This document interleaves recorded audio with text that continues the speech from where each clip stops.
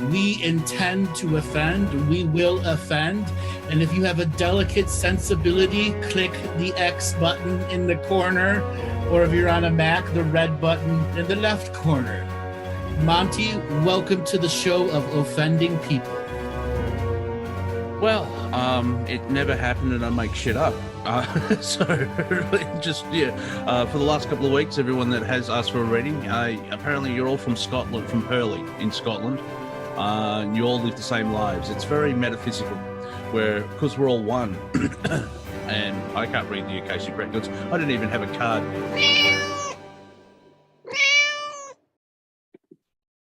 Meow, meow. Welcome, everyone, to another Friday night comedy show. I am joined by Montesaurus Dean Rex, Melissa Hocking Hughes, who has just arrived at the nick of time, and Bruce. Breaking news. Bruce the Don Macdonald is having some type of Costa Rican internet affair. You know you made it, Andrew, when I get actually in real time a notification from YouTube saying the show that I'm on is gone live. Well, there you go. Monty, Melissa, how are you guys doing today? Oh, you know the term bucket of shite? Yes, it is very shitey. I'm not the bucket. You are the shite? At least not full of it. No. Well, no, see, I use fecal matter in a positive way. It's good for the garden. It's part of the ecosystem of living on Earth. And I'm also not a politician. But this week's been fun. Like, how was everyone's solstices? Oh, and Melissa, Merry Christmas. Yes. Oh, well, thank you. Why is that? Yeah. Because it's 3 days after the winter solstice. And you're new to the planet. I think I am fairly new to the planet, actually. I'm feeling fairly new to the whole thing today. But, yeah, it's 3 days after, you have the winter solstice, and then the sun, the sun dies, and then 3 days later is resurrected. It explains Easter, but you have it 4 months earlier and call it Christmas. But good old winter solstice. It's bloody fabulous over here. It's freezing cold. The sarcasm meter's just gone through the roof. Oh man, I'm going to apologise before we get into anything and just say to everyone, I apologise. I'm going to be sarcastic and a little bit bitter, and it's just been a hell of a couple of weeks. So you just watch out, because it's going to come out a little bit, I think. But I got really sarcastic last night with the whole our solar system planetary alignment thing. They've lined up for the first time in 160 years. And it is cool, and I did see it. I went out and had a look.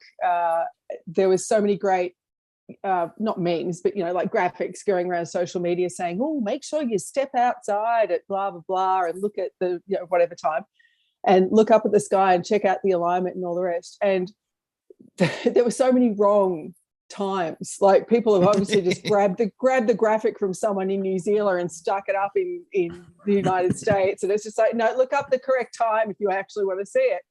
But and then all of the stuff about how powerful it is and how blah blah blah, and all I actually thought was the mathematics were fascinating. I mean, it's a spirograph thing. Coordinating. Yeah, it's just about coordinating orbits, and it is a really cool thing to see, and we can see it in this lifetime. How cool was that? And but I will say, because for us here in Australia, in the southern regions of Australia, it was early in the morning, sort of about 5:45, 5:30 in the morning, and luckily I'm up at those hours. And so I trotted out and had a look, and it did have that really cool, eerie, magnetic light.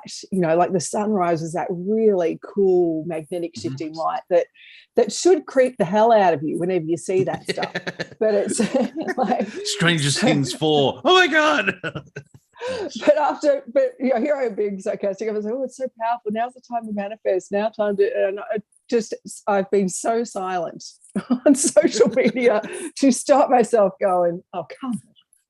Yeah, I think we've been on the other side of the veil, and we've been working our asses off. And so when we get to this side, Andrew said in the green room that He had interesting times trying to sleep last night. Same with me. It's like 3 o'clock. Yeah. Okay, then. Because even the cat's got, I was like, seriously, dude, you should be sleeping. You've got stuff to do. 5:45 in the morning for me was when I finally fell asleep. Oh, it's just, but it's just, it was really weird magnetics on the planet, which is, it's just, to me, that's kind of cool. It's great fun. There's been all sorts of fascinating stuff affecting that, particularly in the last 7-8 days. Massive coronal ejections from the star itself, from the sun. And we have a solar. We also have a solar spot that's grown in size, tripled in size in 24 hours, pointing right at Earth. It is quite the canyon. It is definitely the shotguns pointed it over this direction. It is, it's in its recoil. It's ready to load. It's just, I'm watching that too. It's fascinating. Is the sun waiting to see what people's reaction is going to be from the United States? Because I jokingly said when I came into the green room with Andrew, so anything happened in the United States this week? Oh my God. like two major things, gun control and the shifting of authority about abortion. And I'm like, my God, how hideous. I'm so sorry to everyone over there. Like, oh my God. It's what? So the federal government doesn't intrude on you. It's now states' rights. Now, the last time that sentence could be talked about the Civil War as well. So that's the only thing. It's just transfer of authority. Yeah. All right, hold on one second. So hold on. Let me do my duty real quick. So if you are listening on YouTube, Facebook, Twitter, or Twitch and want to be a part of the Zoom room, Robert has all the information up on the screen for you to come and join us in our unique Zoom room conversations. We will be taking callers also later in the show. And if you want to be a caller, you must be in the Zoom room. All right, ladies and gentlemen, boys and girls, and children of all ages, let's have a Friday comedy show. So, abortion. Before we go into that, let's abort the comedy. Speaking of aborting things, every now and then I'm just going to disappear. All right, that was perfect. That was fucking perfect. Cough my lungs out. Don't turn off the camera. I apologize now. No, Melissa. I just want to say, if I don't turn off the camera and you copy ugly coughing, my apologies. No, that's all right. Well, you were talking and you said, if I may disappear, and you froze after you said disappear. I'm magic like that. So yeah, yeah, sure. So when you watch it back, you'll realize that's pure synchronicity there. Yeah, exactly. To quote I've just created a new character, my Australian spiritual guru. Fucking magnetics, eh? Anyway, if I break into hideous, atrocious, ugly coughing, I'll promise you I will get off the screen and go mute for you. You are looking better, because it's been 11 days or something like that you've had the crap kicked out of you.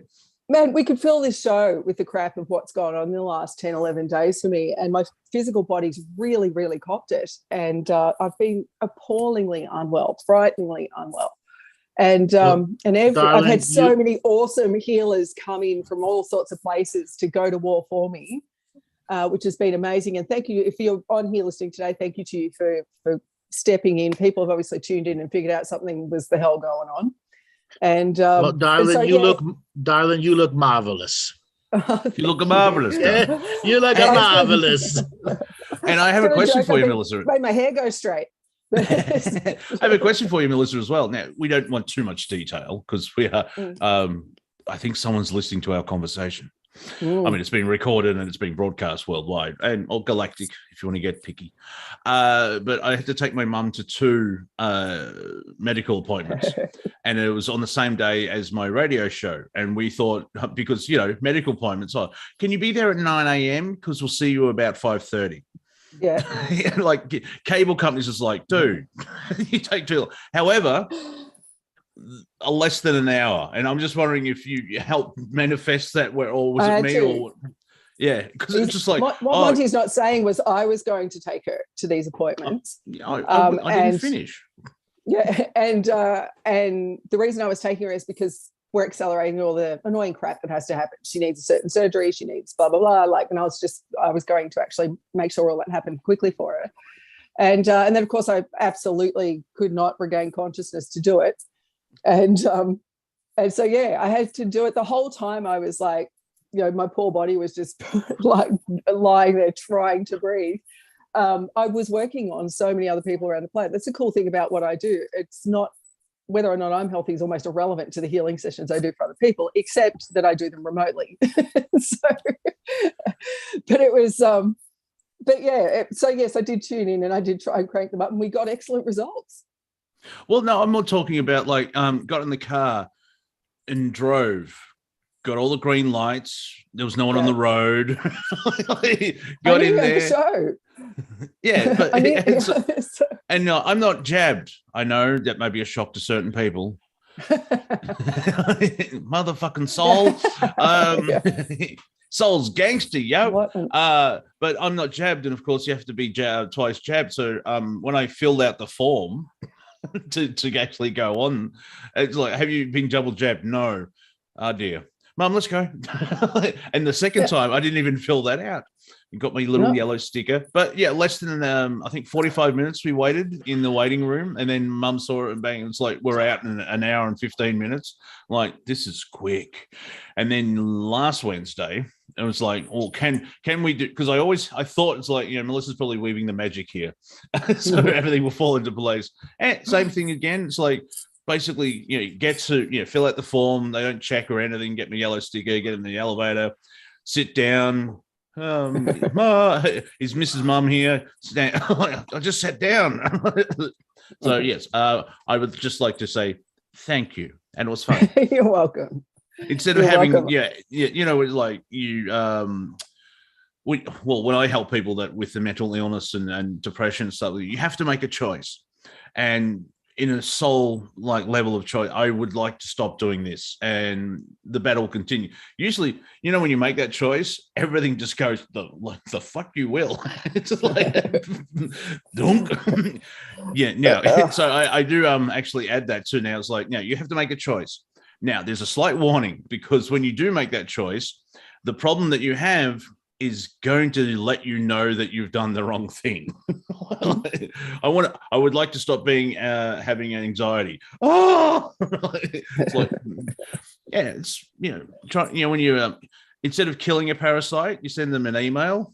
It's like, Dave, it's over. We'll have to. I'm sending my parasite an eviction notice, and it's like, fuck that. I'm squatting. Yep, 9/10 of the law, motherfucker. No, so usually when I go with your mum, I don't have any family left. My parents everyone's gone. It's just myself and my kids. And so I've adopted Monty's mum, obviously. And so when we go, we have a lovely time. We stop the coffee. Girls stay out, everyone. Girls stay That's right.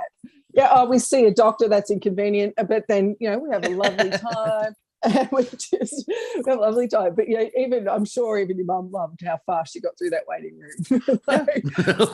and I'm sure now that she knows I can do that, I'm sure that's what she's going to push for. Damn it. Whereas we usually sit there and chat. Yeah, but the thing is, you got to let the universe unfold. So, yeah, is that a right, parasite? You're gone.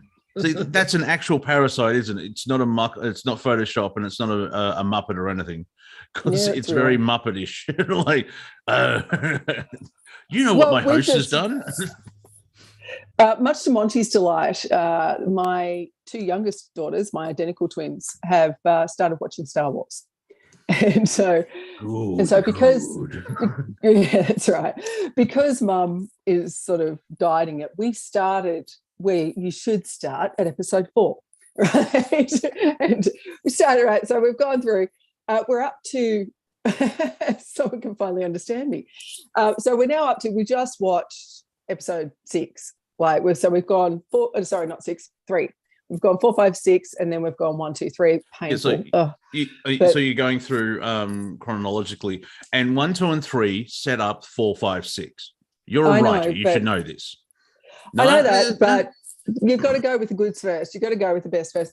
anyway, they're absolute, like, so if you can imagine in this time when mum's been sick and not been able to do much, we've watched 6 Star Wars movies, and I've forgotten how long what's number 3 called? Darth Vader evolves. Revenge of the Sith. Revenge of the Sith, that's it. And I had to sit through that. And it is really good. I'd forgotten that it actually is probably one of the more graphic. I've forgotten that it's one of the more graphic Star Wars movies. The kids are a bit, oh my God. And I was just like, sorry about that. Yeah, the legs did get cut off. But, you do know now, though, you can use anything political. You can use Revenge of the Sith as like an analogy. You know how Jar Jar Binks, who's a good character, everyone needs to move on because he's used in the plot, not like this fucking porgs. I have issues, and I know that. As I said to a couple of people, I am a perfect human. I acknowledge my flaws.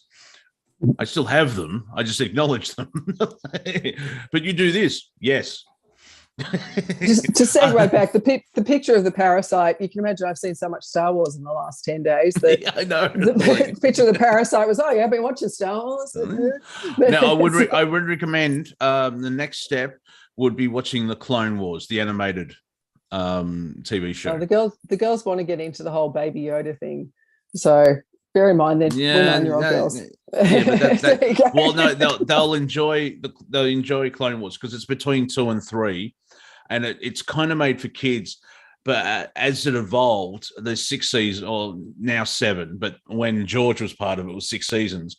They allowed the audience to grow up, if that makes sense. So it starts out like, Soko Utano's 14, but over the next years, like as the show grew, the audience grew, and the darkness grew because it leads up to Revenge of the Sith.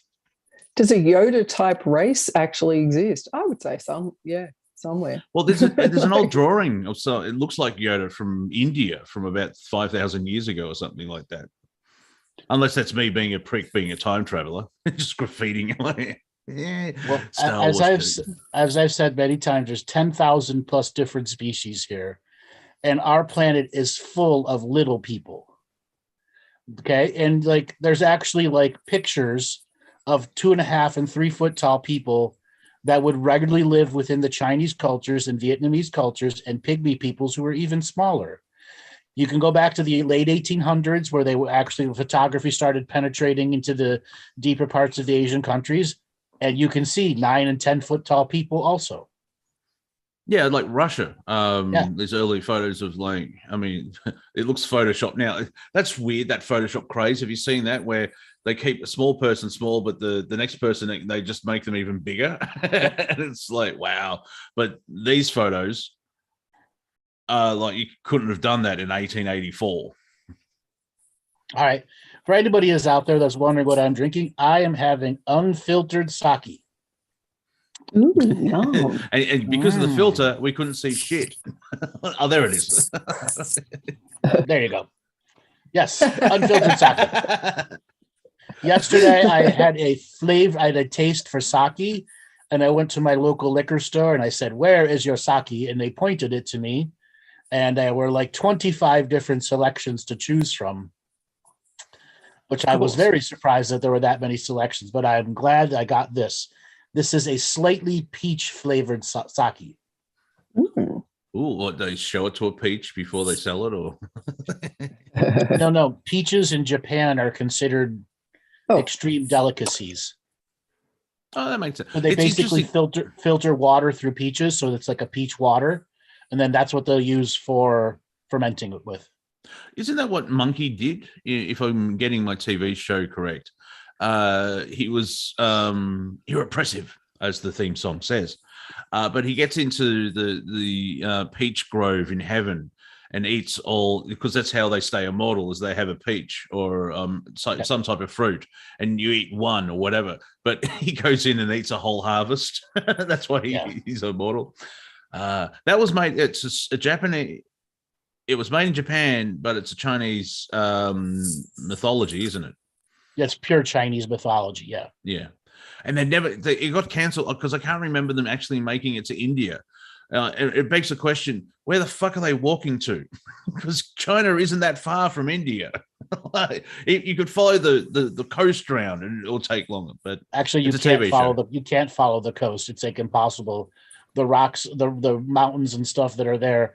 There's no straight route to India from China. You got to go like to get there. Yeah. Yeah. They should have had a third season, because I did like the second season where Dragon was added. Sure. I've just dated myself because Monkey Magic was huge in the 80s. Oh, Pixie, Sunday. Anyways, that peach garden, that royal peach garden from the gods, is a very big mythological history behind it, which is spread all throughout the Asian cultures. Mm-hmm. The mythological peach garden. So I am having my peach flavored sake. It's just a hint of peach. Just a hint. I have to say, Japanese gin is really good. I'm a big fan of the Japanese gin. Japanese whiskey is very good, as well as their bourbon. Mm. It is like the crafting of what it takes to become a sushi master has gone into the enlightenedness of what it takes to create a brew that's just got all the super skills behind it. Yeah, Japan is kind of weird though. It's like 95% awesome, then they've got the weird shit. Basically, like there's a square on that, Robert. So I don't know what Yoda's saying. It just says pass. Yes, your Zoom screen is covered over, Robert. Hence the joke not working. But it's like Japanese is like efficient and sake and tech issues today. Good God. Yeah, and all the stuff that Awesome do. I mean, they've got this weird honor thing where they went a bit too far, but they also sell panties in vending machines at railway stations, because you never know when you have used panties fetish. It's like Japan, awesome, except for the last bit. Like, oh, come on. That's because it's such a sexually repressed society. Oh yeah, that's why that weird shit happens. Yeah, and that explains manga, and the popularity of karaoke, because I do like panties. I just don't know why they have to be used. I was going to say, Mitz has just put it out there that you don't like panties. Yeah, well, I'm completely fine with panties. I just don't know why you have to sell used ones at a train station through a vending machine. So Monty will put up a P.O. box for all the ladies to send him panties. Good idea. Now, hey. That's like saying, like, oh, you play Counter-Strike, you clearly support Putin bombing Melitopol, whatever it is. Like, bit of a jump. What's a jump? Have I missed something? I'm now checking. I can see Monty going to his post box and opening up and see a panties like quadruple XL. And the little sign says, "Love you, Monty." Yeah, and then I'll send a message to, "Got your package, Andrew." Yeah. That's right. They'll be used for you. Yeah. Well, don't worry. It's all right. You had to lick the envelope. So. No. I used the wet spot on the panty to seal the envelope. I even got Melissa to gurgle on that one. You're a very lonely man. I was frantically Googling, trying to see what's happening over in Ukraine at the moment, and in Australia they've just announced that there's a new variant of Omicron. The COVID's friend. Yeah. God, they've just got to give this crap up. I'm waiting for them to call it Omega, because after Omicron is Omega. Yeah. They skipped so many in the last one. I knew they were going for Omega next. Like, it was just, you're just going for the big number Z. And then they're going to start over, and it's Alpha, Omega Alpha. It's getting ridiculous. And of course, as we've said before, many shows, viruses get weaker as they evolve. But not in this reality that's run by a global narrative that doesn't believe in medical science. But there's also good news, everyone. In case it wasn't obvious, Elon Musk has predicted that there's going to be a recession. Yes, as he's about Really? to actually buy Twitter. What? How would he know? What signs can Elon pick up on? Like, is it the $7 a fucking gallon? I'm so glad he wasted his time putting that statement out. But yeah. it has been something that has been fun too in the last couple of weeks is watching. At the moment it's up to 5 point something actually, but it's but they're the Bitcoin and all hell that broke loose with Bitcoin in the last couple of weeks has been fascinating to watch, or funny. I'm sorry, I found it funny, but mind you, I'm a little bitter from the last 10 days. So, but the amount of ads that suddenly disappeared off social media of everyone telling you to join their Bitcoin, whatever, learn about Bitcoin with me and all of that. But one of the funniest ones was Robert Kiyosaki, who of course wrote Rich Dad Poor Dad and has that massive, offspin of all of that. And on Twitter, literally overnight went from buy Bitcoin, buy Bitcoin, buy Bitcoin, buy Bitcoin. It's our future. It's the future. And then suddenly it was buy canned fish. The next market is starvation. Like that's everything Bitcoin's been erased, buy canned fish. And it's because starvation is the next market. It's about lovely to think that a global starvation is your next market. Good job, Robert. But it's and it's not happening naturally as well, because all these like 10,000 cattle die in the heat. Yeah, in Kansas. It's hotter in fucking Texas. But there's been a number of herds that have done that in the last week. Yeah. Around the world, there's been, and it's not just been cattle, it's been sheep, it's been goat herds, and they're all out. Like they're like the animal crop circle, man. They're just like wiped all at once. And so it's Andrew, can you give us insight on that? What's going on with that? Two things are going on. There have been new medicines that have been given to cattle and sheep that were similar to the mRNA viruses, mRNA vaccines, and some of them had bad reactions to the heat. They had tachycardia, I believe it is. And then there was a bunch of others that we've known about cattle mutilations here in the States for a really, really long time. It's a real fact that happens. But there are other forms of cattle die-offs where the electromagnetics of the ground become radioactive. And Kansas, Texas, all of that, about 2.25 miles underground are huge reserves of uranium. And whenever there's a heavily active solar frequency, it will bring that radiation up and up and up and up, and you'll have bursts of radioactive kill-offs. So mRNA vaccine, many of them died from tachycardia and then radiation exposure. So you're saying it's sudden cattle death syndrome? SAC, yes, SACS, yes. As well, yeah. But that explains like that part. But there is a flock of sheep, and it just seems, the Earth doesn't do it once. It does it like, oh, this is going to fuck humanity, and does it all over the place. It seems to have been sort of put upon one quadrant of the planet, which tells you that it's definitely something chemical. Like it's definitely something it's isolated to a certain quadrant of the planet. I forgot there's another thing going on. So Chinese feed for cattle has also made it into the American market. And a lot of that is poisonous, just like the dog foods that killed off pets around the world in the mid 2004 to 2009. Yeah, but it's that was fascinating. I don't know. Do you trust China? I don't know, but it's just no. China is asshole. But in Australia, China owns a significant part of Australia, and yet Australia, of course, the last government here in Australia destroyed all relations with China. So but at the same time, but at the same time, they're becoming friendly with India, which China I find fascinating. No, Australia. Oh, yeah. Yeah, because someone with a brain, or the psychopaths that own us have told them that if there's going to be a China-American war, Australia's stuck in the middle where I hate it when mum and dad fight. And we'll have to pick one.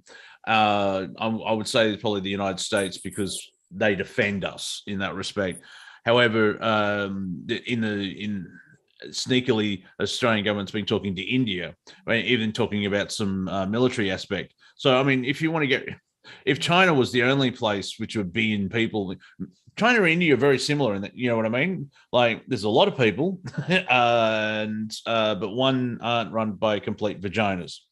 So India looks like a better option than saying China, because India could start making stuff like the Chinese do. China is now vagina. Yeah, or West Taiwan. It's a silent C. The C is replaced with a silent C and a V now. Yeah, Vina. But there is a big difference in that China has money and India doesn't. So yeah, India has money. It's just poor people have none of it. India has plenty of money. But India, like Ukraine, like Mexico, is run by the drug cartels. So it's right. It's very much owned by them. So yeah, it's interesting. Australia is probably just trying to do the playground crap of, oh, if you're going to move into the Pacific Islands around us, we're going to move next door to you. Yeah. Like we're going to move into China. And but Australia's a little dumb there because you've got to get over the Himalayas, dudes, and you may be underestimating the size of the mountains you've got to get over. Anytime there's a clash between China and India, particularly on that border, it's just bloody near impossible because of the terrain. Right. Yeah, so there was I think the border, because they didn't use weaponry, because they had a fight without using combat, and apparently they just threw rocks at each other. This is like last year or the year before. It was a bit argy-bargy on it, and it's like, don't. So they probably got told by their, the higher ups and filtered down, don't fire a shot. Wait till they fire a shot. But someone got cranky, and so I think they started throwing rocks at each other and fisticuffs. You would hope somewhere in the way, if they tried to meet across the mountains there, they'd all trip into Shambhala and get over themselves. But because it's rumored to be there somewhere. But and Nirvana as well. Yeah. But so the chat room just disappeared on me. But that's a weird question to come in on. That's a diesel oil additive. Oh, so I know nothing about that. I don't watch naturalnews.com.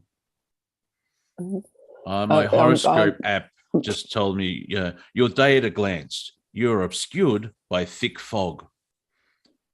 Looks pretty sunny to me.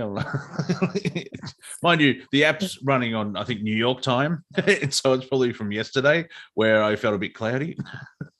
Weird. Well, I'm going to go, like this evening, we have to go out to a community thing, and I'm going to go and try out these magnetics and see how people are. People are acting weird in this weird magnetic energy, from whether it's from the planetary alignment or I'm not sure, but it's honestly, I don't think it is, to be honest. All it could be is magnetic if it is, but thank you, sister. So many people. It's the mish. It's the that. It's the this frequency. No bullshit. I've been saying that for so long. Stop worrying about the Schumann resonance. That's nothing to do with what's going on in reality. Stop worrying. The solar flares are affecting our dream mode and making your weird sleepy energy. Yes, but that's minor in comparison. Minor. Well, look, it triggers. It does if you're chemically imbalanced. The electromagnetic field's altering because of solar flares and stuff. You are affected, and we know that from the term lunatic. Just like tidal waves affect people. Just like the tidals. That's right. The tidal changes affect people, or the full moon affects people. I was going to say, Andrew, tidal waves. Yeah, a big fucking wall of water does affect you, but I know you mean tidal wave. Yeah. This just in from the Galactic historian: tidal waves affects people. What? Yes, I'm Grandmaster of the Obvious, motherfuckers. and fire can hurt. But it's it's that whole it's me, isn't it? And in a way that there's a slow boil in the background, or there's a frequency moving through whatever it is the change, as I call it, sound like a father talking to a 13-year-old daughter. There's going to be a change, little one. However, I think I can feel like, can I just have a respite? Can I have a week off, please? Like, so I can come back. But it's like, it's just so, whatever it is. Or I'm just doing way too much work on the other side, and I need to tell myself to stop. Take Sundays off. Have a break from it. Well, be careful what you ask for, and of course, as a Time Lord, I could have 13 Sundays in a row. Temporal physics problems are fixed by modern. Anyway, I want to address this. Do you feel something strange in the air? Question, man. Do you feel different because the mouse farted next door? Where you get these things, man, it must be Ascension syndromes. No, more like you're just a moron and have nothing else to say, and you're using the internet to promote stupid ideas. Okay. What I like is how you put it is it's not it's anti ascension. If you're ascending, you wouldn't have any of that because you're not ascending. You're having that. You know what I mean?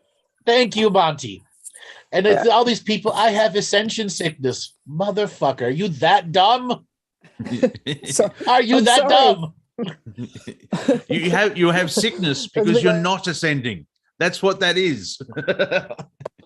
You can't make me laugh that big, Andrew. I'm going to break into cops. The Ascension, I got a lot of that. I got in the past week, there was this whole if you're suffering ascension sickness, here's your symptoms. Here's you're like, oh, for God's sake. And this I'm really getting like that. I'm just getting so bitter or nasty when I'm on social media. And there's all this crap about, it's all the whole, if it's the 22nd of February in 2022, the whole 2-2-2, lots of twos. Okay. Yes. According to human fathomability of calendar. The Pope. But this is the time to manifest. This is the time. You always have the incredible ability to create your life. You always have the ability to manifest what you actually want. You don't have to wait for planetary lineups and like the 22, the date on the Gregorian calendar. No, that's not going to work. Thank you. But also at the same time, I don't really want my higher self throwing popcorn at me when I'm trying to watch a fucking movie. This is going to be fun. You stop that. Or a cat that will not shut up. The amount of offers I've had from people, we'll call them people, that let's call them people that like spiritual healers and all sorts of stuff that look, let's just call this out too. The amount of offers I've had for joint ventures with self-appointed spiritual gurus and self-appointed bloody healers and everything else. And the bloody in there is telling me that there's one thing that it's consistent throughout this whole life and probably throughout all of mine is that I've got a really high integrity demand of myself.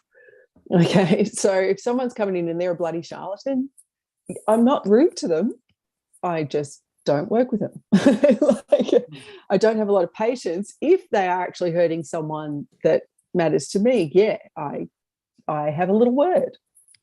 But if they're ripping people off with their bullshit stories about how they can heal them or how they can, if they don't do their process, they're incomplete, unresolved, misaligned, what a heap of shit.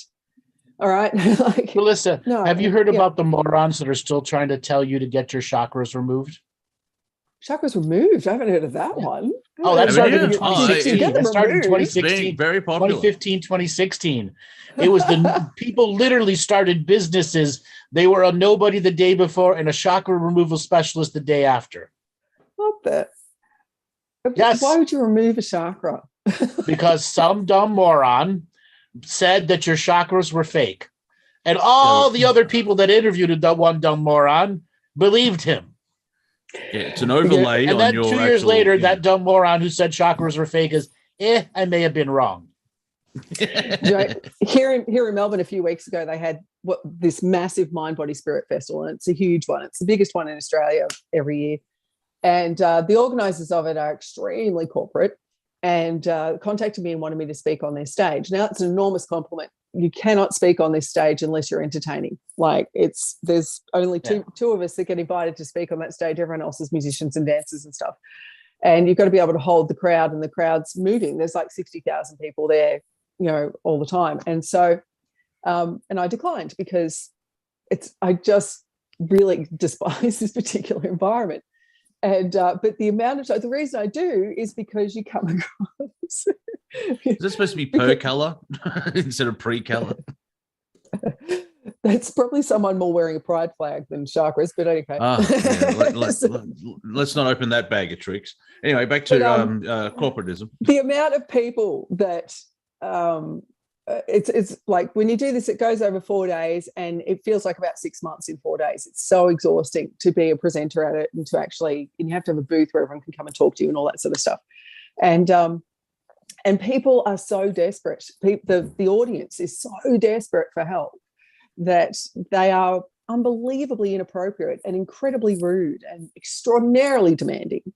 And I mean, I can't go anywhere without sort of a field of people around me that actually work with me, because you just get bombarded by people.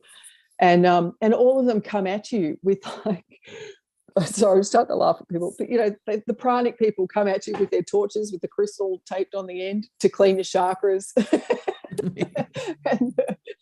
Sorry, but all these people come at you because... To me, when people at events do that shit, it's no different than a homeless guy coming up and spitting on your windshield and asking you if you want your windshield cleaned.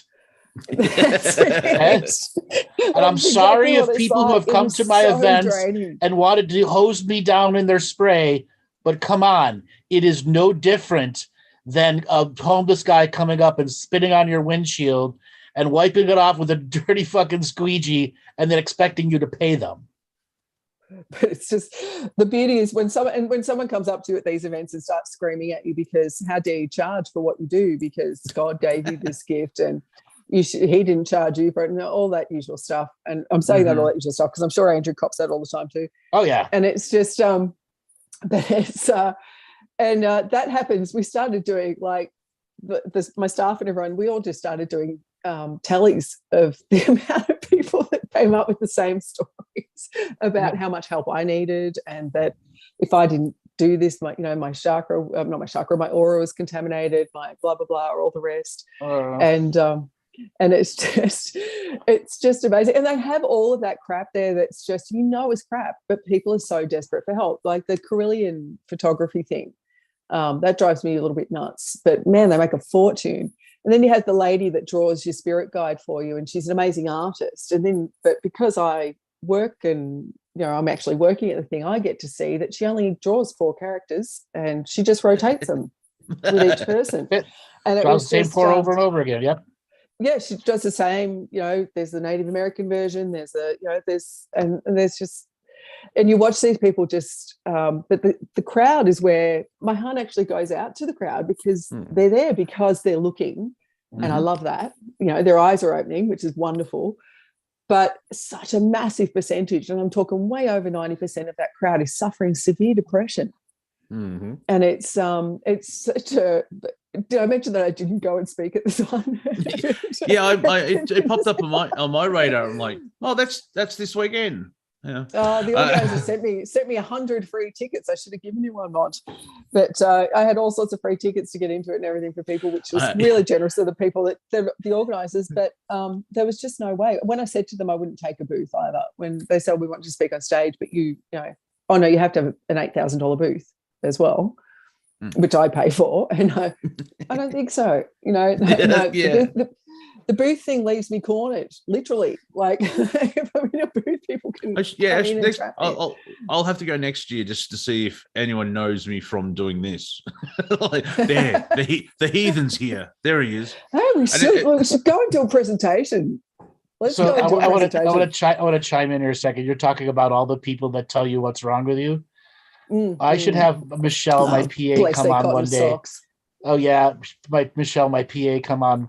When she first started working for her, I warned her, you're going to get emails that are 12, 13, 15, sometimes 20 pages long. This person's entire life story And after you've read this entire email, essentially what they want is a free session. Okay? That's it. That they believe they are the next god or goddess, and that Andrews knows me in the astral world, et cetera, et cetera.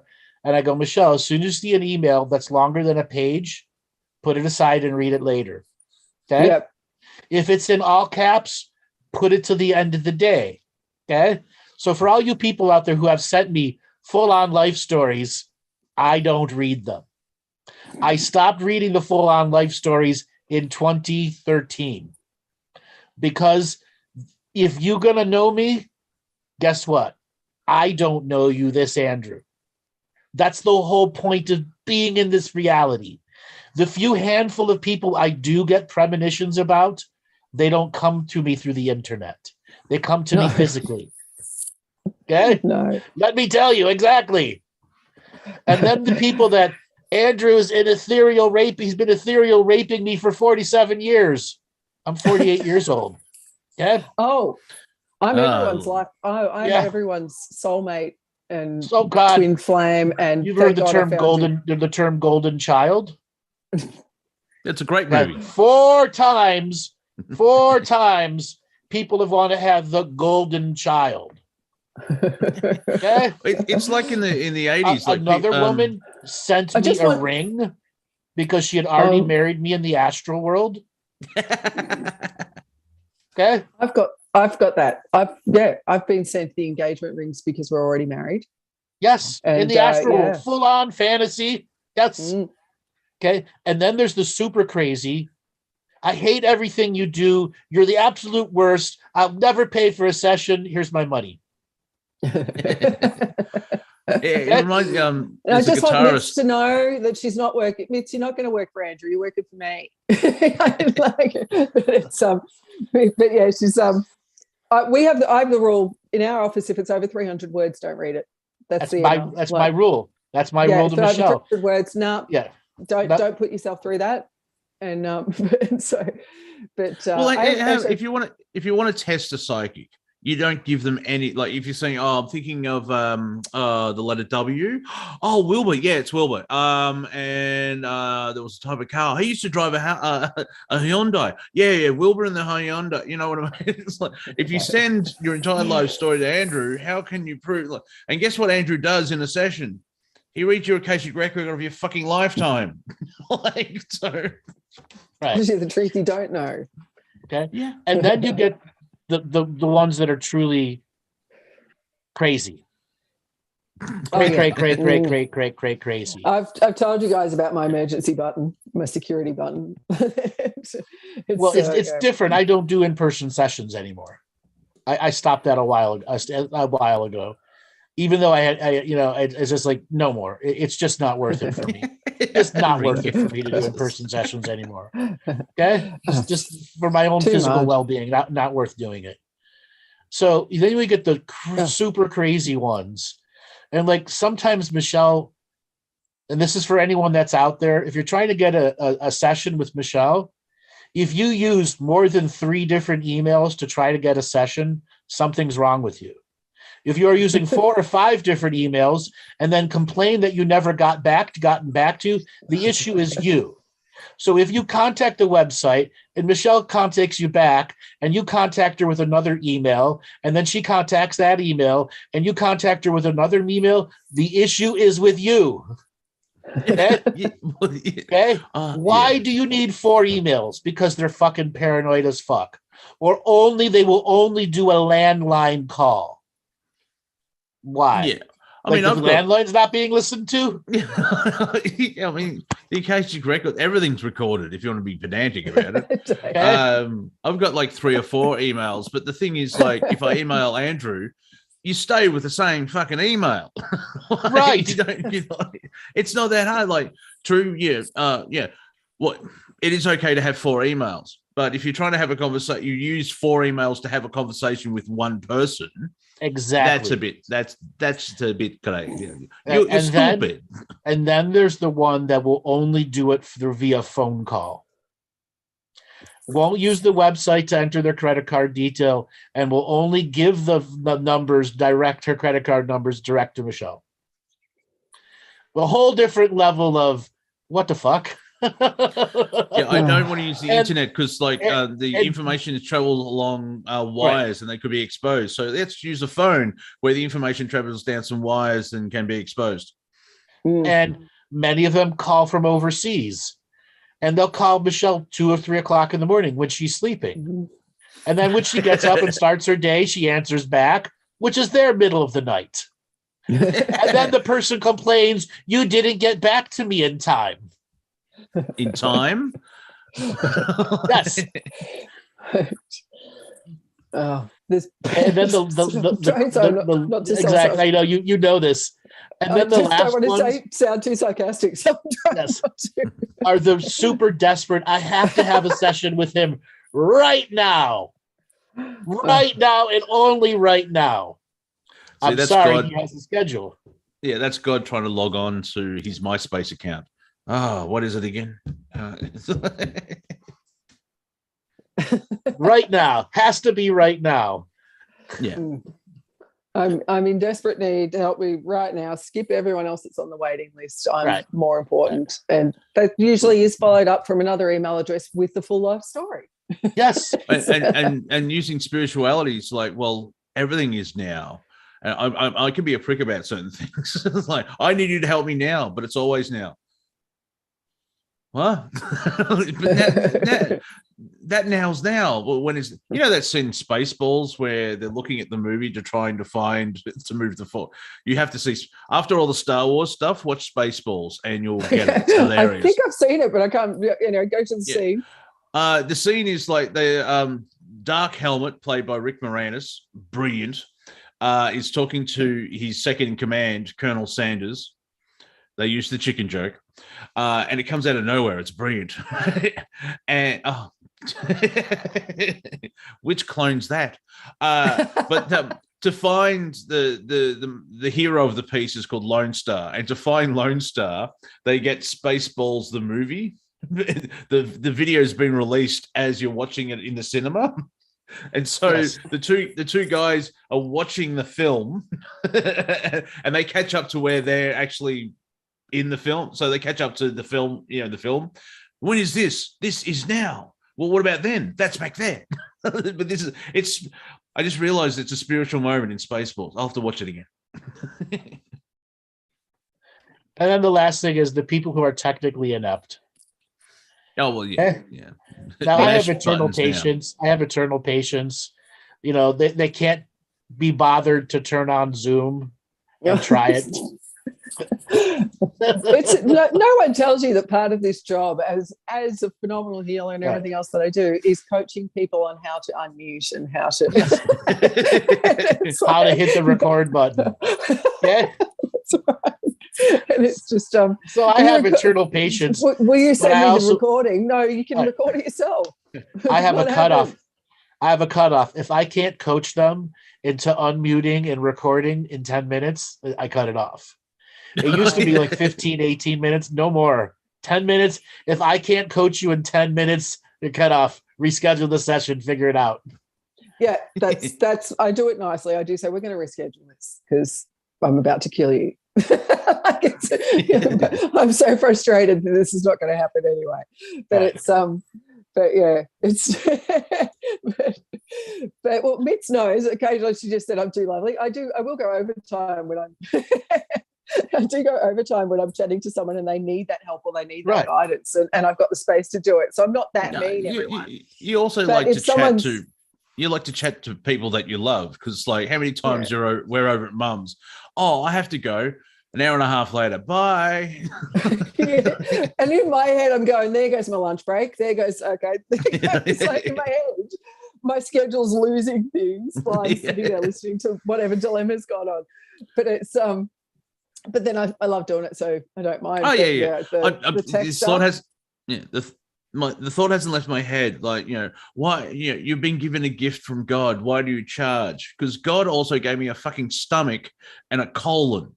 And apparently I need protein every fucking day. So, like, how God provides. Yeah, he provides me a gift to get money so I can buy fucking food.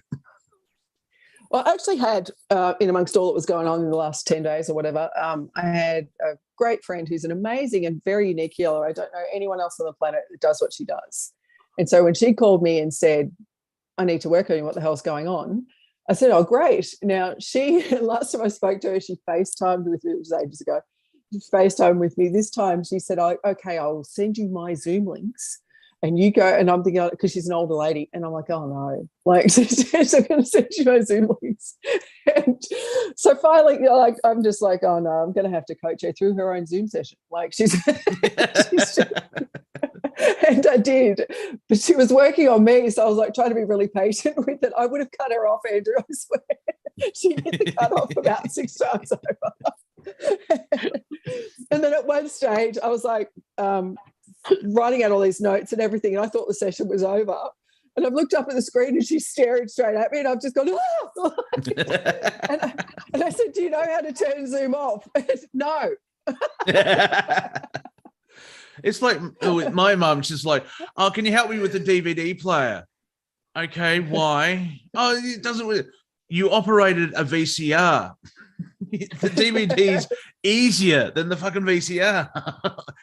I've seen you program a VCR. You know that's you can't teach a old dog new tricks. It's like depends on the dog, because the old dog's just lazy. Like you can do it's simple. Like how do I use a computer and blah blah blah. You have 4 filing cabinets in the back room. I think you can jump from like into fucking. So, Melissa, have you ever had this one where they turn on the video but can't turn on the audio? So they turn off the video and then turn on the audio, but I can't see you, and then turn off the audio and turn back on the video? Yes. I had, there's a few weeks ago, and hello to Kylie and Anthony if they're out there. We had quite the issue trying to get their sound working, and they're great tech people. They know what they're doing, but I don't even know what happened. But if they moved their chair back 2 foot, suddenly I could hear them. I was just like, all right. So Zoom's pulled in something new here. I don't know what's going on. No, that's some kind of technological entity fucking with you there.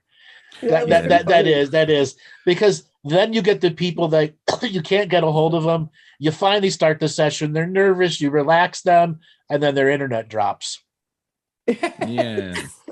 I've had there's a fabulous gentleman out there, Jason, if you're there, hello, who's been trying to have his Axial booked in, and there's just been all sorts of glitches for him. And the Axial initiation, which is, you can go to melissahockinghughes.com and you'll look up the Axial initiation, it'll tell you what it is. But it's this wonderful thing that you only ever need done once in your lifetime if you're going to have it done. And you only come to it when you were meant to, according to your plan when you came into this life. And so people that come to it, that do the whole, they've read my book and they do the whole I want what she's having thing. And they'll book in out their Axial, and so much stuff will go wrong for them. Yeah. They can't get there, the car breaks down, all sorts of stuff. And I never worry about it because the Axial owns them. I have no control over it. And then this lovely gentleman's booked in, and he's a fascinating guy, and I can't wait to do his Axial and have a chat to him because he's fabulous. But he absolutely was not meant to have it done when he wanted to. and he's had so many hassles with PayPal and all sorts of stuff, and finally it all figured out, and suddenly I got paid a lot more than I needed to be paid because PayPal finally worked for him. So I've had to refund a heap to him, but he's but he can now actually now we can schedule it in. And then I became sick and had no voice and couldn't do it. So yeah. And on the flip side of that, I think you did my Axial in 2008 or something like that. It's been a decade, and it's like, yeah, cool, put it on a shelf. So anyway, I mean, obviously, we're all unique, and humans got a human, but it sounds like it's meant to happen when it's supposed to happen, because of all synchronicities. And it's similar to that. It's so much fun to watch. Yeah, it's similar thing with depression. That depression thing that I mentioned, make a choice and you'll notice everything rises up. And you get it no, you're ruining it. I always get the impression when I help people when I help people spiritually, I feel like I'm spoiling the movie. That's the energy I get from it. It's like, shut up, not yet, you're ruining it. I'm just trying to help them know. Whenever I do the Axial, people want to know their life purpose, what they're here for, where they go next, what's going on. And I think Mitz she can talk about this when I was talking with her about it, because we still have to have a chat about all of her stuff. and I haven't forgotten it. But she, I'm only allowed to say as much as I'm allowed to say. I've got the whole team telling me to get his cigarettes, everyone. Where did Andrew just go? Thanks for bringing it up. He turns my cigarettes. He turns the camera off, so you won't see him do it. It's called entertainment. No, what happened to that? They walked the fucking stage. It's not that. I come outside to smoke cigarettes. Okay, hold on. You changed my background. Yeah, from orbit. Now you can see my garage and my crazy hair. Yeah. Now you can't see the crazy hair. Well, that's a good question. What is short version, Melissa? What is the Axial? Look, you're probably best to go to the website and look it up. But the Axial is a personal evolutionary thing where you are able to communicate with the whole of yourself. And I'm talking the whole presence, if you're not just this little human version, it's a lot more clearly. So you can talk to yourself. Like, you put your planet into alignment. As Mitch just said, it's fucking amazing is what it is. Mm-hmm. And it is. It is one of the most profound and incredibly beautiful things to be able to facilitate. I've literally done thousands of them now in this lifetime for people. And I'm still like an excited little girl. When I initiate them back into their whole presence and their whole vibration, I'm so excited for them and so delighted. And even, when they get off the table or they come out of the session, I still have the whole open your eyes, look around. Do you want to see like the hues and the colors change? The way you see the physical world here shifts. It's really cool. And that's like the smallest element of it. But I could go on forever about it. But what it is an evolution into you. And it's all about who you are, what you are. It makes you an incredible healer of self, which is what you need to be before anything else. It also just accelerates your vibration. It enables your communication multidimensionally. Everything that is you that you haven't really been able to reach because you decided to be a little human thing for a while, kind of opens up for you again. And you're not obligated to anything. Yeah. Like you don't have to go into like, when I say to you, okay, so this is actually what you should be doing, or this is what will make you happy. Yeah, this is your next path that you take. And I do have a chat to you about it all because I'm facilitating and it all flows through me for you, I get to see it all. And so, and I never ever cross that line. What I find funny, I'm allowed to tell you about that much of it, but yeah. What I find funny, like just in hindsight, because I've agreed not to have that connection, so I can enjoy humans can be Humes. When Melissa was doing, we basically every time Melissa does a session on us, I don't see colors, I don't go anywhere, we talk about which Darren from Bewitched is better. This is going to cure cancer. This is going to realign 17 lifetimes where we both died because we're a part, the virgins from Delphi. So, the second Darren had more of an inflection when he spoke. That's right. Work it on Mont. And whenever Mont comes to, like when I do live training programs, and Mont will come along and just join in. I'm sure he just jumps on the table for all the free sessions while everyone works on him. And every time he gets off the table, complains again. It's the same record. Didn't see shit. I do get good comedy. Like I think we mentioned it before, but it's like a training thing. But it's like, oh, that's what you people can do. But I'm a sleeper cell. But remember Garfield, the Garfield story, where the exercise was with your partner. Yeah, with your partner. What is the actual exercise again? I can't remember exactly. You've got a partner. I was teaching the multidimensional communication, and I was getting everyone to actually just project into one other person and back so that they could actually experience what they were and to get whatever they got from it. And then at the same time, some of the lead facilitators that assist me at the training programs are phenomenal. Like they are just amazing communicators, or in their own right, they have their own special talents. And one of them was the beautiful Andrula, who's was just family to me. She actually left the planet about 3 months ago, and I'm missing her so much. Oh, but she, but it was actually her that was there. That there was a Monty and their partner were discussing what they saw in each other, and Monty's partner was talking about how he saw Garfield. No. Spirit. No, it's like I read him, and like my spirit said Garfield, No, actually, you said like I got Tiger for him, and it's like, well, my spirit said Garfield, and I'm like, yeah, that works. And that's when I found out my higher self was a comedian as well. That's right. That's when we knew the whole of you was a comedian. But it's you'd probably love coming whenever I'm around the world training, and I will be again over the next 2 years doing a whole world tour again, training people. I'll bring Mont as far as I can, wherever I can. And it's worth coming just to hear that someone will be telling some profound, heartbreaking story about their child with cancer or horror. Like, there's a lot of tears and there's a lot of laughter in our programs. And Monty will crack in with a joke. Right when anyone else would tell you you shouldn't. Whereas I'm like, absolutely break this for me. Like, well, I mean, not to go too deep personal, but remember when your two daughters turned up? Because they never seen you in action, basically, and you referred to me as your brother. And apparently, people coming up to this like, your uncle's very interesting, isn't he? And they're like, your uncle's very odd. Like, he's not my uncle. It's like, everyone thinks Monty's my uncle. Yeah, I just explained he's my brother. It's easier, and they've just gone, yeah. I love the end with the raised lip on the side. Yes, it's a curse and a blessing. That's right. All my girls are grown up with he's Uncle a gift. But yeah, no, my girls, because and any parent out there can relate to this, I'm sure, when you're a parent, that's all you are to your kids. They have no idea who you are. And it's when your parents die, because your relationship with your parents is karmic. And so when your parent actually dies, it's usually between the death of the body and the funeral that you will actually learn more about who your mum actually was as a person than you ever have before. It's a strange time and it's a really cool time. But yeah, my kids have, I've got one daughter that's absolutely disparaging about what I do. Like, she's just, and the irony is she's a full-on hypochondriac. The amount of stuff I fix for that kid, and she just it wasn't that, it was the Panadol. Oh, gosh. Is that because, like, in the broad spectrum, is that because when we choose our families, there's an element of grounding? Like, my brother is not like my mom would say, we're chalk and cheese. I like to think I'm cheese.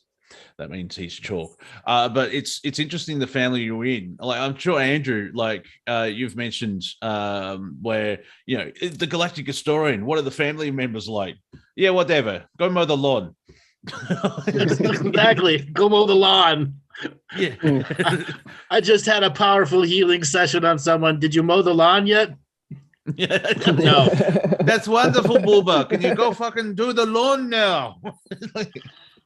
That's right. Well, I'll be doing an important thing like this show, and I'll get the whole, we're meant to go shopping for new shoes, Mum, in through the door of the office. Just none of this joke. You just get off there. It doesn't matter how many thousands of people you're talking to right now. Just get off there. We need new shoes. Like, and the evolution of humanity on the planet of karmic retribution. Right. Blah blah blah. The disparaging daughter is a teenager, of course. And so funnily enough, I mentioned earlier we've been watching Star Wars, and of course Anakin, particularly in the second, Clones, Attack of the Clones. Yeah, Attack of the Clones. Like, I had the full-on eye rolls. He's such a freaking idiot teenager in that one. He's such a, it's not fair. I'm better than my parents. My parent doesn't know any. Oh, for God's sake, dude, I just want to smack you. It's just stupid bloody teenagers. But it's like, the poor kids are sitting there and they're going, oh, Jesus, oh, dog. I've been a parent for a long time. I've got 3 of them that are young adults now. So I've gone through the teenage stuff. And it's like, I've had that battered parent look that you get when you have teenagers, where you don't say anything, but everyone knows you've got teenage daughters because you just look battered. And what I find, if you do the inner work, you realize, like, I mean, I accept that teenagers exist. I'll say it that way, because I was a teenager, and you do a mini life review. It's like, what? Let's have a look at my teenage years. Oh, okay. Don't do that to yourself. Yeah, remember when you knew everything? Yeah, good times. Melissa, have you ever had this one? You're in the middle of a powerful session, and somebody opens the door and stares at you. Now you have to pay attention to them now. and this person's telling about their child abuse, and they can hear it, but they're staring at you like, you have to answer me now. I am more important than whatever is going on. Yeah, that's right. Christy had one more cookie than me. So what I have now is I have a ball of rolled up paper napkins that I've gotten slightly wet so they don't fall apart, and I throw them at anyone who interrupts my session. Okay, with a sign on the door: interrupt my session, you will be hit by the paper towel. Is that a cultural thing? Because your family's Greek. See, well, I should be throwing slippers. I should be throwing slippers. I should be throwing slippers then. Yeah, exactly. But Andrew, darling, why do you have a large basket with full of slippers? For sure, no reason, there's people in the Zoom room here that could attest to this. People that I've actually chatted to that are in the Zoom room, they've probably seen me do this. But there's a finger. You don't get to see the finger. I do the and it's we see the finger. We see the finger. We see the finger. And it's like, they get that, and they just. But my kids are so used to seeing, they come into the clinic. My oldest son is severely disabled. He's quadriplegic in a power chair. So that's my oldest child. So they've all grown up seeing him go to early intervention programs. We've seen all sorts of disability, all sorts of disease, all sorts of stuff. What's normal for my kids is not for most. But It's just like, this is your life you have with your mother, and you only have your mother. She's a sole parent. So, come to work day means you see this stuff. But we had, I did have my kids being my kids. They're really comfortable with all of that. I had one lady come into the clinic that she'd had cancer in her nose, and she came to see me because the prosthetics, she'd had surgery and they'd removed everything around here. So much so that she had a prosthetic and she was coming to see me. The prosthetic was really uninventive. I'm going to go into that too. She came to see me because the prosthetic was irritating her skin a lot and nothing was working. And so when she came in, her prosthetic was a pair of glasses. It was like a Groucho Marx thing. It was a pair of glasses that had a nose on it that actually, it looked better than a Groucho. She didn't have a moustache. It was okay.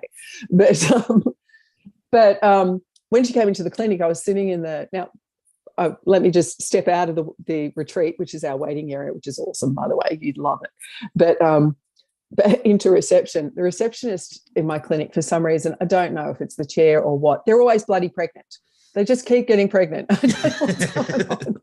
don't know what's on that chair. We've changed the chair, everything. I'm terrified to sit on the chair. I'm never going to sit on that thing. But so of course the receptionist is pregnant. I'm just telling you that because it'll make a lot more sense in a minute. But I sat down with this lady and just said, okay, let's talk about this. I said, why are you here? Take the thing off. You don't need that on here. This, when you're in my place, you're in sanctuary. And she took it off, and you can literally see into the back of her skull.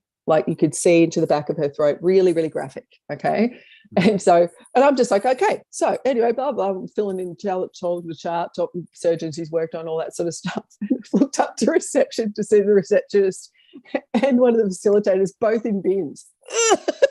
And I'm just like, don't take that personally. She's pregnant. Just it's fine. But yeah, it's the I was going with that. But yeah, it's this is the sort of stuff that my kids will see, and that's normal. When they stick their beak in when I'm doing a remote session or chatting to someone on Zoom or doing something like that, it's too personal. That's where I'll do the nut. My kids came out to that lady and they were fine. And they just asked me on the way home, what happened? how did the front of her face get ripped off? And it was just no kids. And it was like, it doesn't seem to even hurt her. It's not. No. But I wish I'd met her earlier. But the finger with the face contortion, if that doesn't tell you get the fuck out and go away, and I have to do a second face contortion with two fingers or the middle finger, you're pushing it.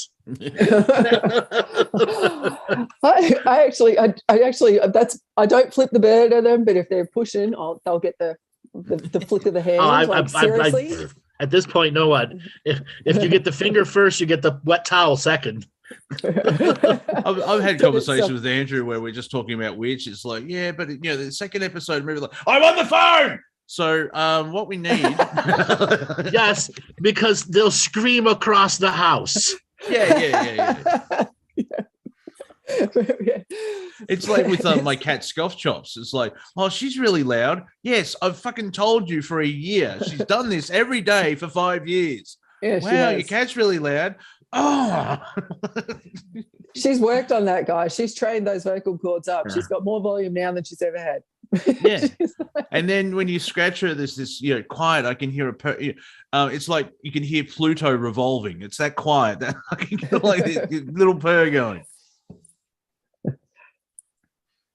Oh, I've stepped into something in the chat room. What finger pads? What? But anyway, no, it's amazing what you see at the clinic. You don't, like, it's just the golden rule. They don't come into my room unless I hit the panic button on the security system, and it's because I hear the worst of the worst. I don't get, I joke about it, but I never get the ingrown toenail or the sore throat. I get, I get everyone in their last moment of desperation, and so does the door in your room you're at lock? It does. I don't lock it. And I don't like it because I actually have two doors. It's just part of my security.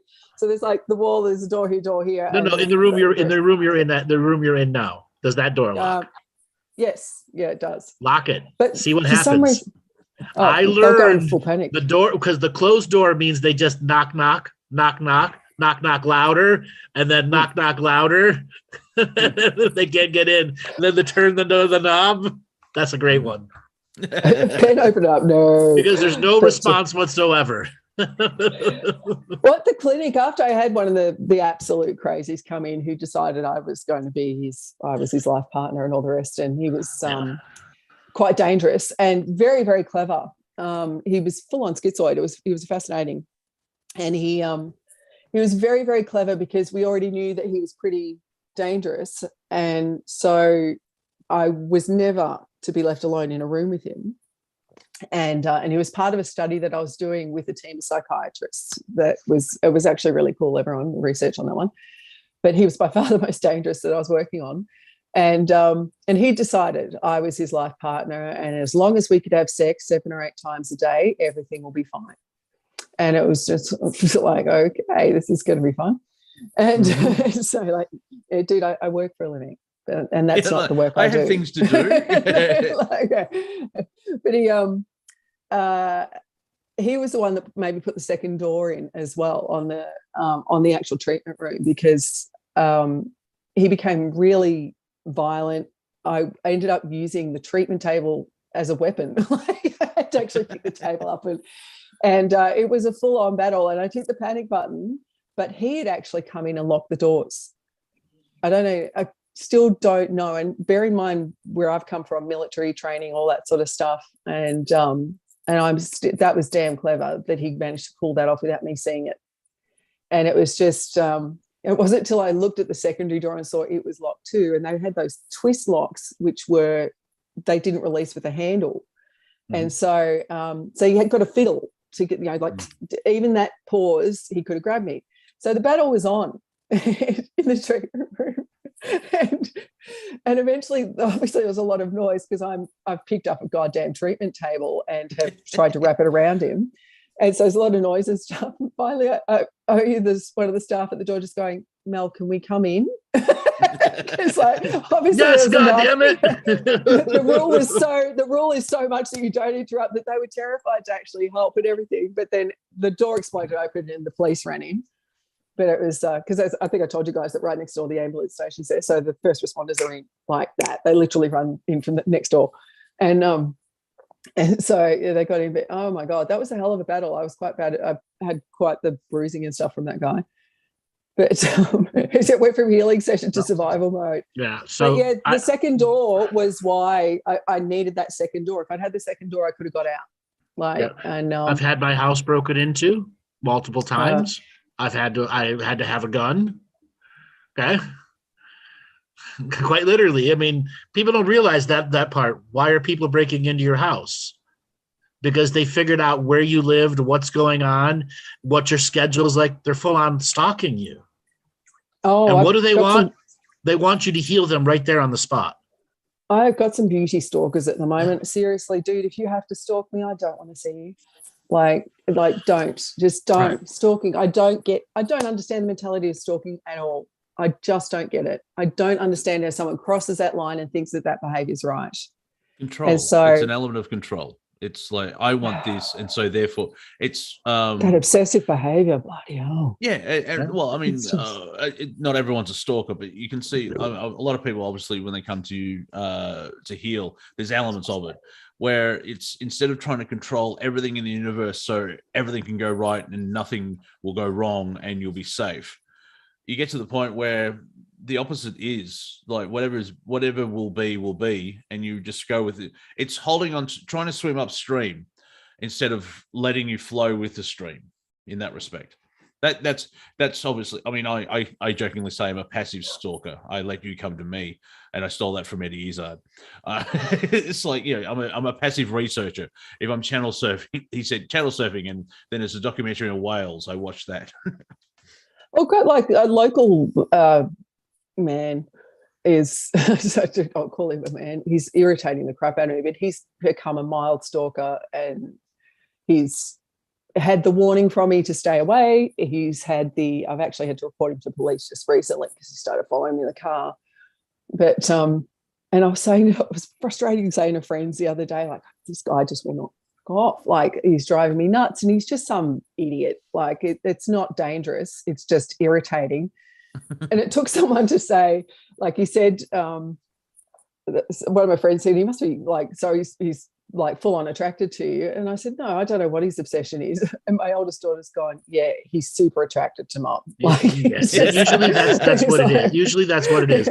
Now, this is coming from a man's experience where women are doing this to me and projecting full relationships. And then when you don't acknowledge that their fantasy is real, nasty. They go nasty.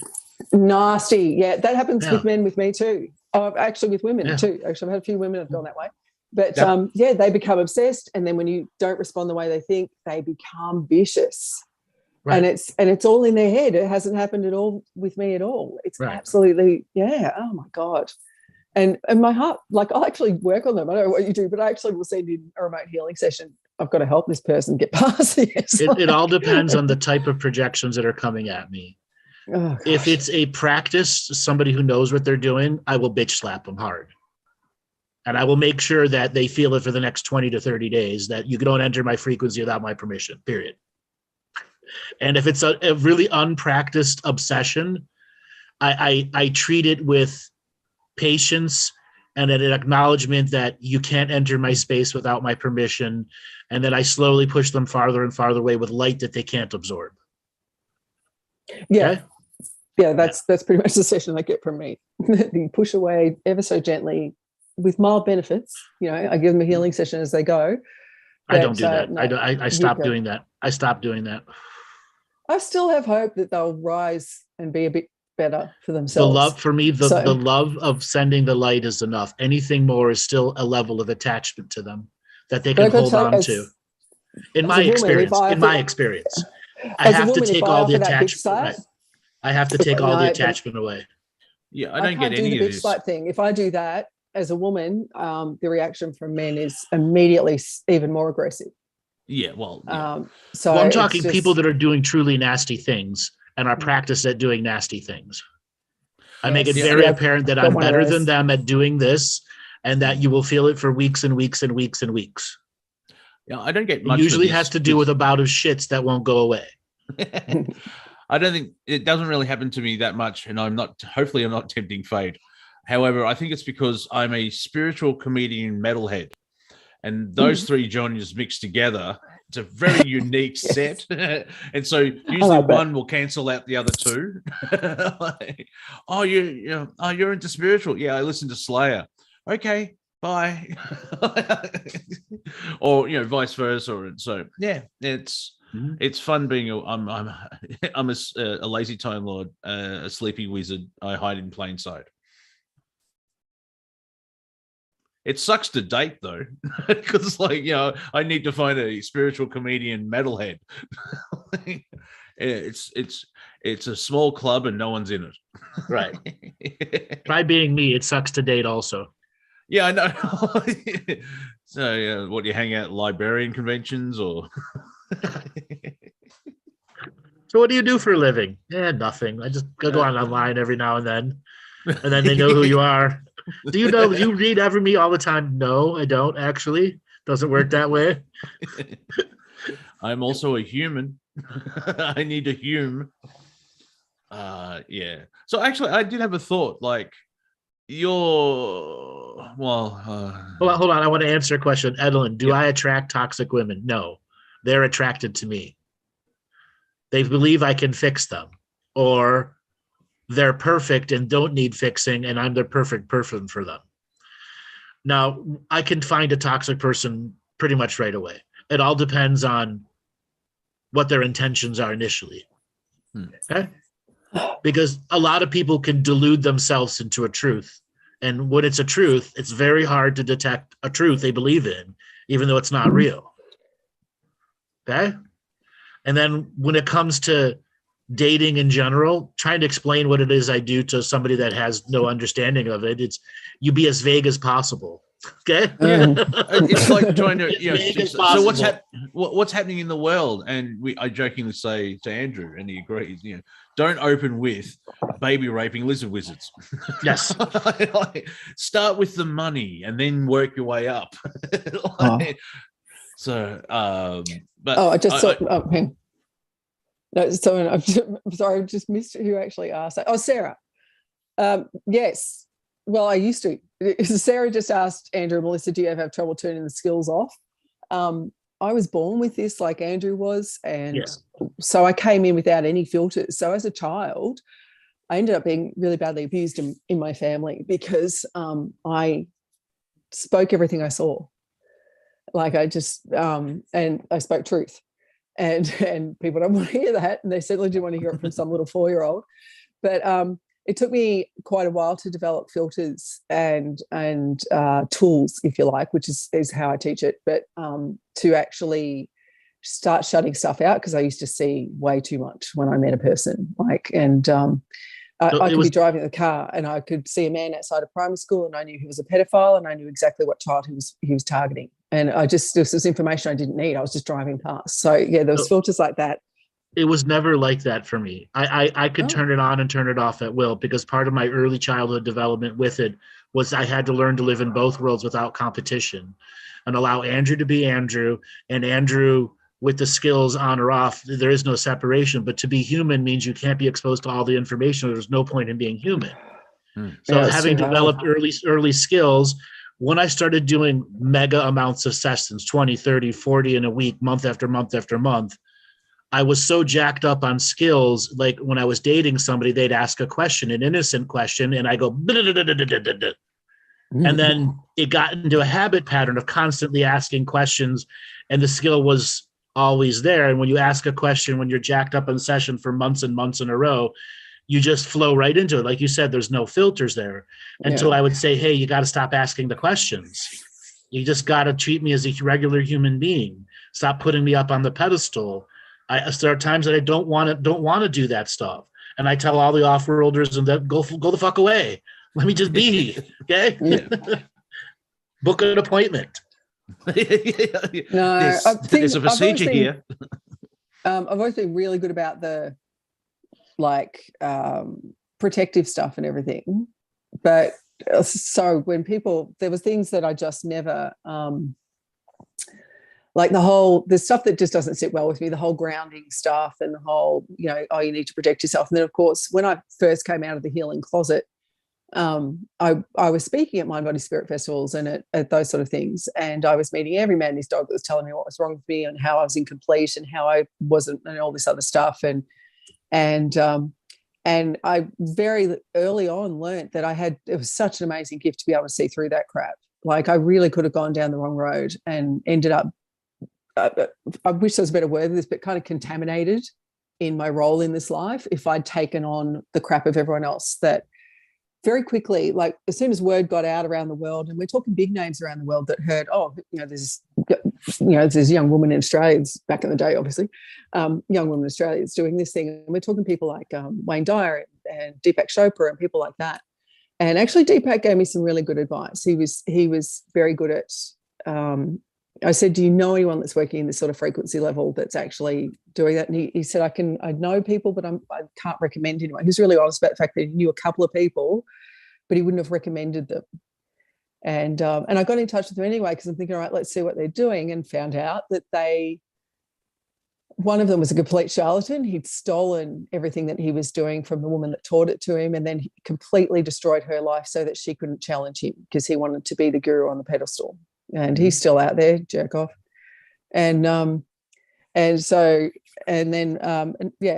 were people that were doing it, but not what I was doing. There was no one I could actually talk to about a lot of the stuff that I can talk to Andrew about now. Like there's stuff that but really that's new in this. It's only in the last few years that those sort of people have finally stepped up and been revealed to me, if you like. Remember you're in a suburb. I won't say the suburb. You're in a suburb like you frequent at, because I think it's near your kids' schools. And you walk past a cafe and a guy was doing a presentation, and a nanosecond, like, that's all my stuff. And you walked in to say hi. Yeah. He was absolutely plagiarizing. He was doing a presentation, and I walked into the back of the room, and how he didn't actually pee his pants, I don't know. He looked to the back of the room, saw me standing there, and he had up on there, like, it was all about how I endorsed him, I trained him. Couldn't tell you this guy's name, never met him, right? I trained him, all those. He's got my books, like, and he's selling my books. And he's and I'm standing in the back of the room, and the funny thing is that it was where I lived. And so I had friends sitting in the audience, and that's actually, I knew a friend had said to me, "Where are you at the moment? I think you should probably drop into here because there's this guy." And so I was actually just walking down the street, and I said, "I'll come right in now." And she was up in the front row pissing herself laughing because she knew I just walked in, because she said the change in him was so funny. She said he was all like, "Oh, I'm so good," and then all I did was stand in the back of the room. And I've had similar situations about 4 to 5 times, maybe 3 to 4 times a year. I have to send out cease and desist letters from people purely copying my material, word for word. Oh yeah, trying to teach it, etc., etc. There's a couple of big names out there that are doing that to me. And there's one guy that's very wealthy and has made quite a living, and I've taught him pretty much everything. Like I haven't taught him much at all, because very rarely do you hear spirit yell something at you audibly, like physically audibly, right? One of these moments was where this guy, he's an American dude, and this guy was like, I was working with him up in Sydney, and we're sitting in a bar because if he wasn't drunk, he was snorting coke. He's such a great spiritual leader. And he, it's a disgusting man, this man. But I was saying to him how, how you turn frequency up and down when you're actually doing this and this. And he goes, "No, how do you do that?" And I said, "Seriously, you're up on there making $250,000 every weekend teaching people, and you don't know how to do this." And he's and he's like, "Yeah, show me." And I got, "No." And I was like, "Whoa."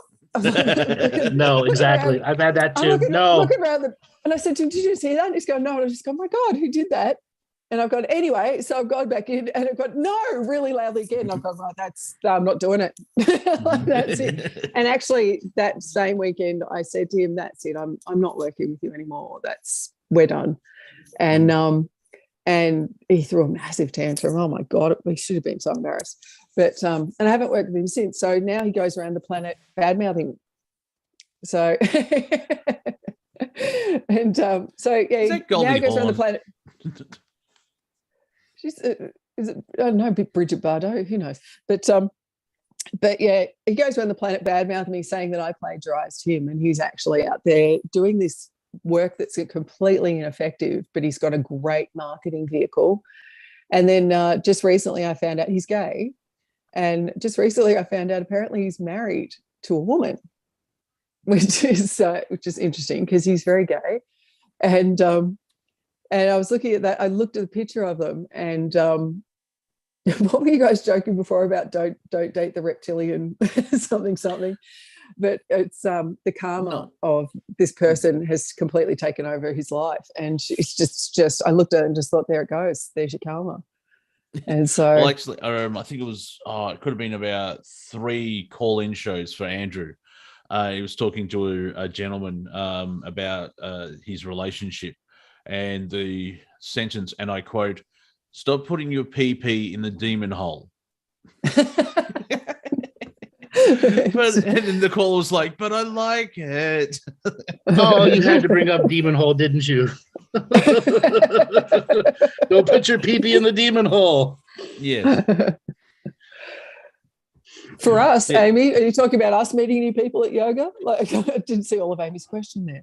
But is a yoga class a good way to meet new people? Oh, I could tell you some yoga stories. Did you know that there's 3 things on this planet that tell the truth? Maybe 4, but the 3 things I know: alcoholics, small children, and yoga pants. Very honest. I gotta be admit that those new Amazon yoga pants are fucking amazing. I don't care if you do have a mediocre ass; it will look awesome in it. Yeah, and also that, like, I understand, like, people like to look beautiful, but I mean, at the same time, don't sexualize my body. Then put some fucking clothes on. Like, you know, it's like you're wearing a bikini and you're leaning back, you're doing all this stuff. And like, I've seen people complain they were having a bad day, I think. But I've seen actresses and comedians, whatever, body paint, and it's all, it's very it's PG. Like, you don't see anything rude, but they're naked. They're actually, it's art. And then they get, geez, you're really hot, I want to have sex with you. Oh, don't sexualize my body. Well, maybe don't get painted and then stand in front of a fucking camera then. Like, slight thing. Yes. Yes, Monty. Yes, yes. My pond fire is coming to an end, can you tell? Like, I've gone outside, it's all peoply. Fucking stupid. Back to you. That's right, peoply. But in terms of where I would meet people and what I do, I have all these rules that like, the only place I can meet someone is pretty much at an airport. Otherwise, I don't date clients, I don't date colleagues, I have all these rules that you don't date. And then it's pretty much somewhere between security and the gate. That's the only place that I could possibly meet anyone that I might date. I do like it where some of your friends have said, well, what about Monty for a relationship? And your response is like, no, why? It's weird that people ask us that. It's so weird, because for us, it's very sibling, Monty and I. It's never been like that, has it? Like, yeah, but it could be. I don't think it. At another timeline, it's real. On another timeline, it's real. Oh, that's creepy. Well, yeah. Well, Andrew, if you want to play the timeline game. Look at Garfield play. In one timeline, we're going out with each other, Andrew. So, if you want to play that timeline. Yeah, but you're the woman in the other timeline. You've transitioned. Yeah. And I'm wearing the pants, though. Don't talk back to me. Because you've transitioned, but you didn't change your clothing. So, no, I'm lucky. I've got good butt without the yoga pants. I don't need the booster. So rules. So I pretty much have the same rules for you, but no airports. No airports for me are the most toxic time travel places in the fucking world. Oh, they're fun. I love them. No. I'm on guard at the airport. No. Oh no, I'm on guard at the airport too. But yeah. I really love watching people at the airport for that reason. It's just fascinating. It's just. So I have some friends that will try to set up a date here and there, and oftentimes they have no idea who I am, what I am, never heard a show, nothing. And then every now and then somebody who has heard a show or this or that, and I trust my friends. That's where I'll do, because I can't do online dating. It's just stupid for me. I've got it is for me too. It's I did Ariel Ford, who's you may or may not know, she's pretty well known, but she's I did a retreat with her and Brian and everyone over in Bali a few years ago, and it was about, like Ariel's thing was about finding your soulmate and connecting with your soulmate and everything. And because I was there with them all, I was doing all the practices with all the participants that were there, and it was just absolutely pointless for me. It was just it wasn't at all what I was there for. And then she was really pushing me. Oh, you should try online dating. You just put out the frequency there. That's what you want to attract. Try online dating. I don't even want to. Stuff that I get from unsolicited people through Facebook. Like, I do not want to touch online dating. Yeah, like, same here. Same here. And it's just couldn't do it. But yeah, with friends too, I don't know. I've just stayed off. I've stayed single for so long. No, again, I have some friends that I trust, they'll say you should really meet this person. Nah, 4 weeks later, maybe. Nah, 6 weeks later, 10 weeks later. All right, stop annoying me. I'll go on a date. Because I don't give up. I haven't given up on being able to find someone as my computer won't allow me in anymore. No, you're there. You've just disappeared completely. So your background's there. Oh, there you are. You're reappeared. Yeah. So it's like I haven't given up on myself. That's the most important. I take my own advice. Okay. Well, to Edlin that said, why can't we find someone as we get older? Like, we're pretty damaged. Oh, and our standards are high. Yeah, that's right. We've learned a lot, and we're wiser. And our standards are high. Exactly. Yeah. And also, I can't find anyone. Oh, you should leave the house. Yeah, I do. But I go to supermarkets. It's not. How are you supposed to weave the magic with the ladies when you're you're testing avocados for for hardness? Like, hello. And also, as I said earlier, spiritual comedian metalhead. Where the fuck where is there a bar that suits that? I was as sick as a dog a few days ago, and I still managed to text Monty and say, there's this massive, freaking fantastic music festival happening in December. It's just got an amazing lineup. Monty and I both, we're metalheads. We love great music. I love intelligent rock metal, heavy metal. And this is just an amazing lineup, this music festival. It's so cool. And so, like, the night before, I've texted Mont, are you lined up? Are you ready to get your ticket? Because I am sending you to this giant festival where some woman can find you in public that automatically has things in common with you. And so that's the plan. Yeah. And, don't worry about it. I do send Monty out into places I know he can't resist, like these massive music festivals. Well, the interesting thing, it wasn't you, it was TISM's reforming. So, like, you said, so much good on that Ginger, and so many good. I didn't realize. It took me 3 days to realize. Like, Ginger actually said, "Oh, we're coming to this festival." Oh, you're on that as well, are you? Because I just saw TISM. You love Ginger. Yeah. Yeah, I know, but TISM, they haven't played for 19 years. I know. It's awesome. It's really the synchronicity of it as well. I just happened to have, like, through my budgetary, I had enough money to pay for the pre-sale instead of saving up or anything else like that. It's like, I got paid on the same day that they went to pre-sale. Like, the universe wants me to go. And I have other information, but I'll tell you off air. No, it's a massive festival, Mitts. It's hundreds of dollars per ticket. It's awesome. Yeah, it's $200. But if you see three or four bands, it's worth it. Basically, bring me the horizon. I'll probably watch 3 songs. But you got Deftones, NoFX are playing Drunken Gajira, as well, and Regurgitator. If that's floats your boat. And also, if wondering, just look for Monty Night. Look for the old people in the crowd. That'll be us. But that won't work at TISM because they haven't played for 19 years, and the crowd's old. There was a comedian that was on the ABC here in Australia, but he tweeted out, "Are you extremely happy that TISM's reforming? Then you're available for this." And it was the colon inspection or whatever, like the bowel cancer thing. It's like, because everyone's out. Like, the band themselves have to be in their 60s because they started in 83. I should mention as well, in the last 5-10 years, the kids on the internet have shortened autism just to TISM.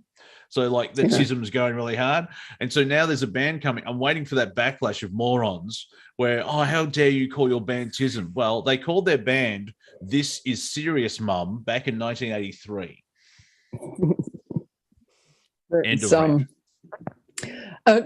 My 2 of my kids are at university, and at the moment my daughter was telling me about one of our lecturers is a really awesome bloke, he plays in some band that tours all the time, so he comes back and forth. And I said, what's he playing in? And she said, it's a band called Ice House. Oh, is it the guitarist? Yeah, it is. Paul. Yeah. I said, who is it? And she's going, it's guitarist. Yeah, because I think he wrote Come Said the Boy, because I did business management with him back in the 90s, but he was at Collingwood at the time, so that makes sense. He's very good at what he does, because Ice House were huge in the 80s, and they're still relevant today. Yeah. Apparently that's what he says when he's lecturing to all these incredibly gifted kids at this university. He said, yeah, look, I play in a band, ask your parents who it is. Yeah. And it's called Ice House, and all the parents are like, oh my God.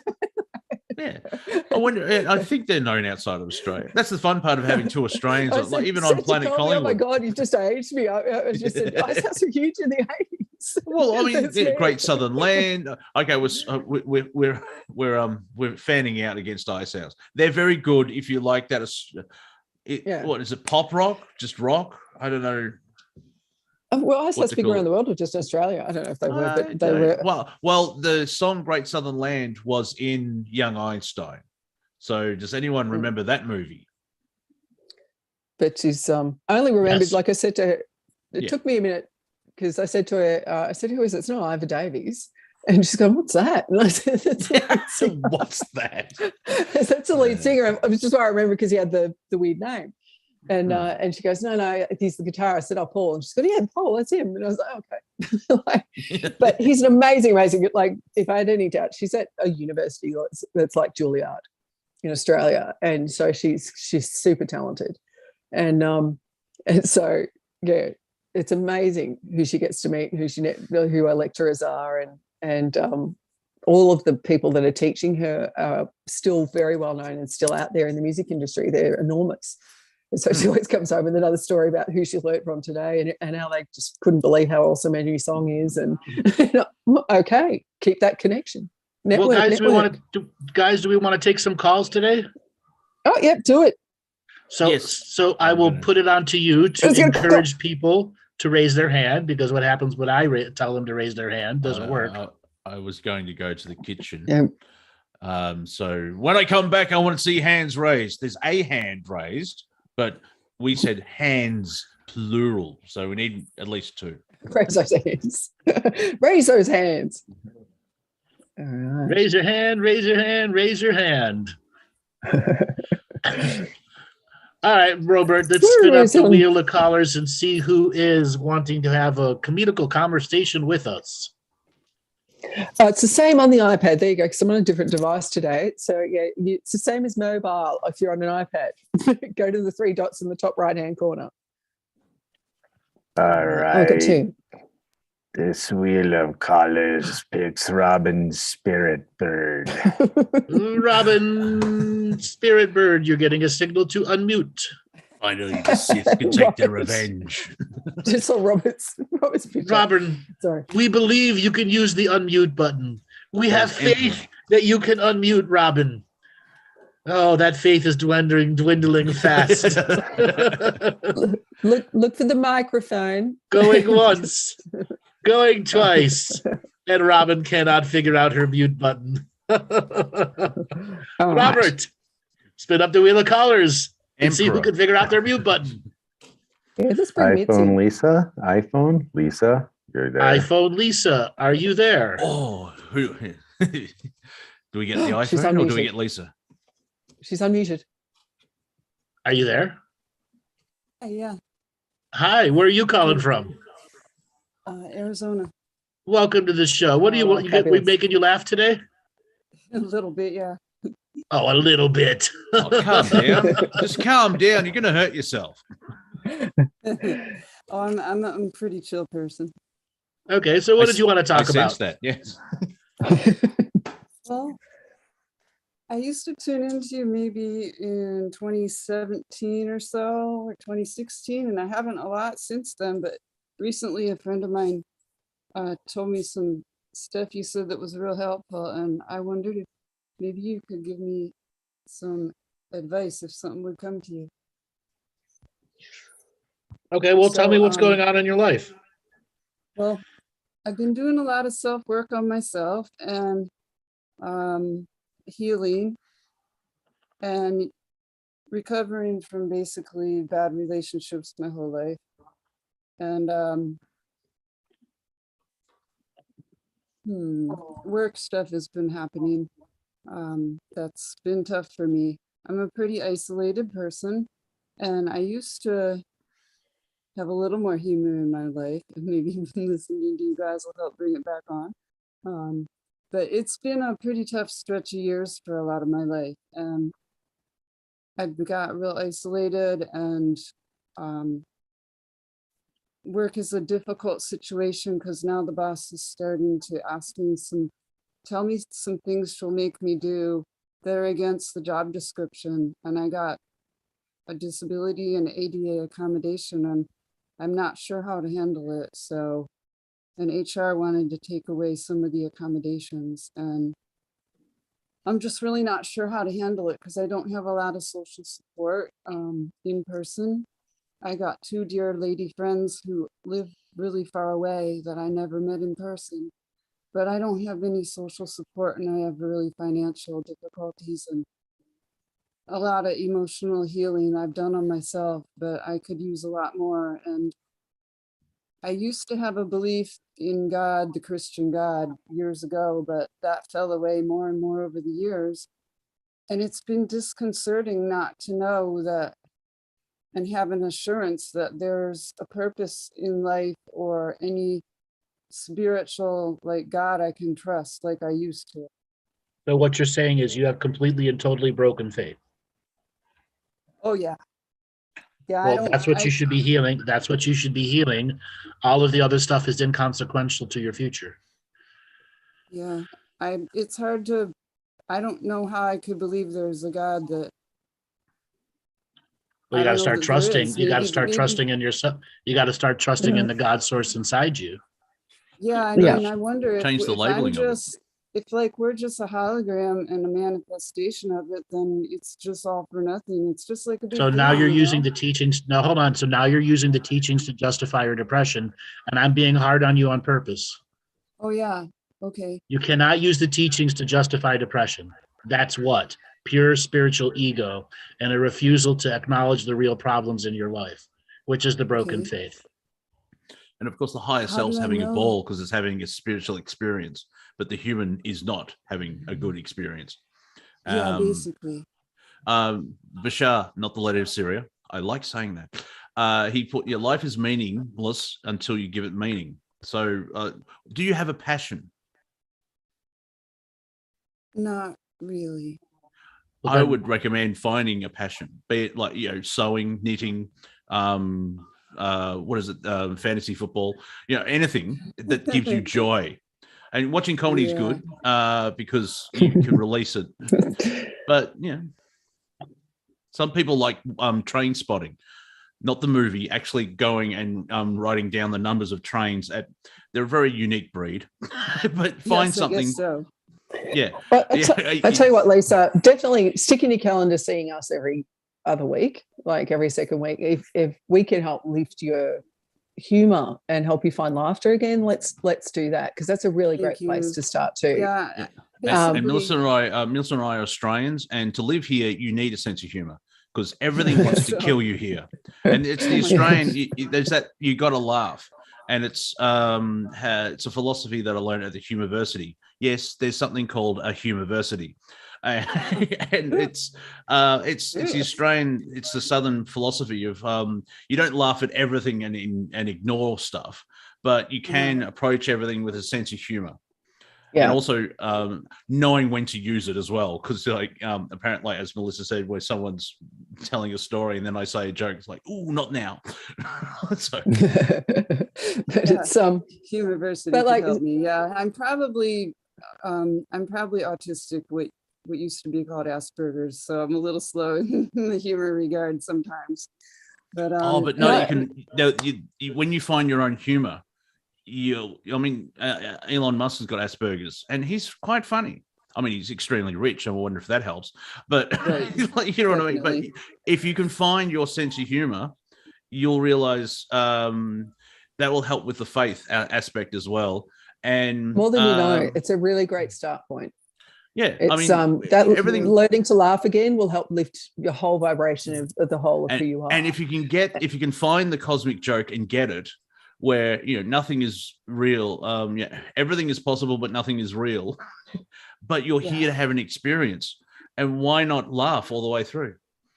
Yes, I'm wondering, how can I, or is it even possible? Like, number one, how do I get in touch with, if there is a God that is a conscious God that I would relate to it?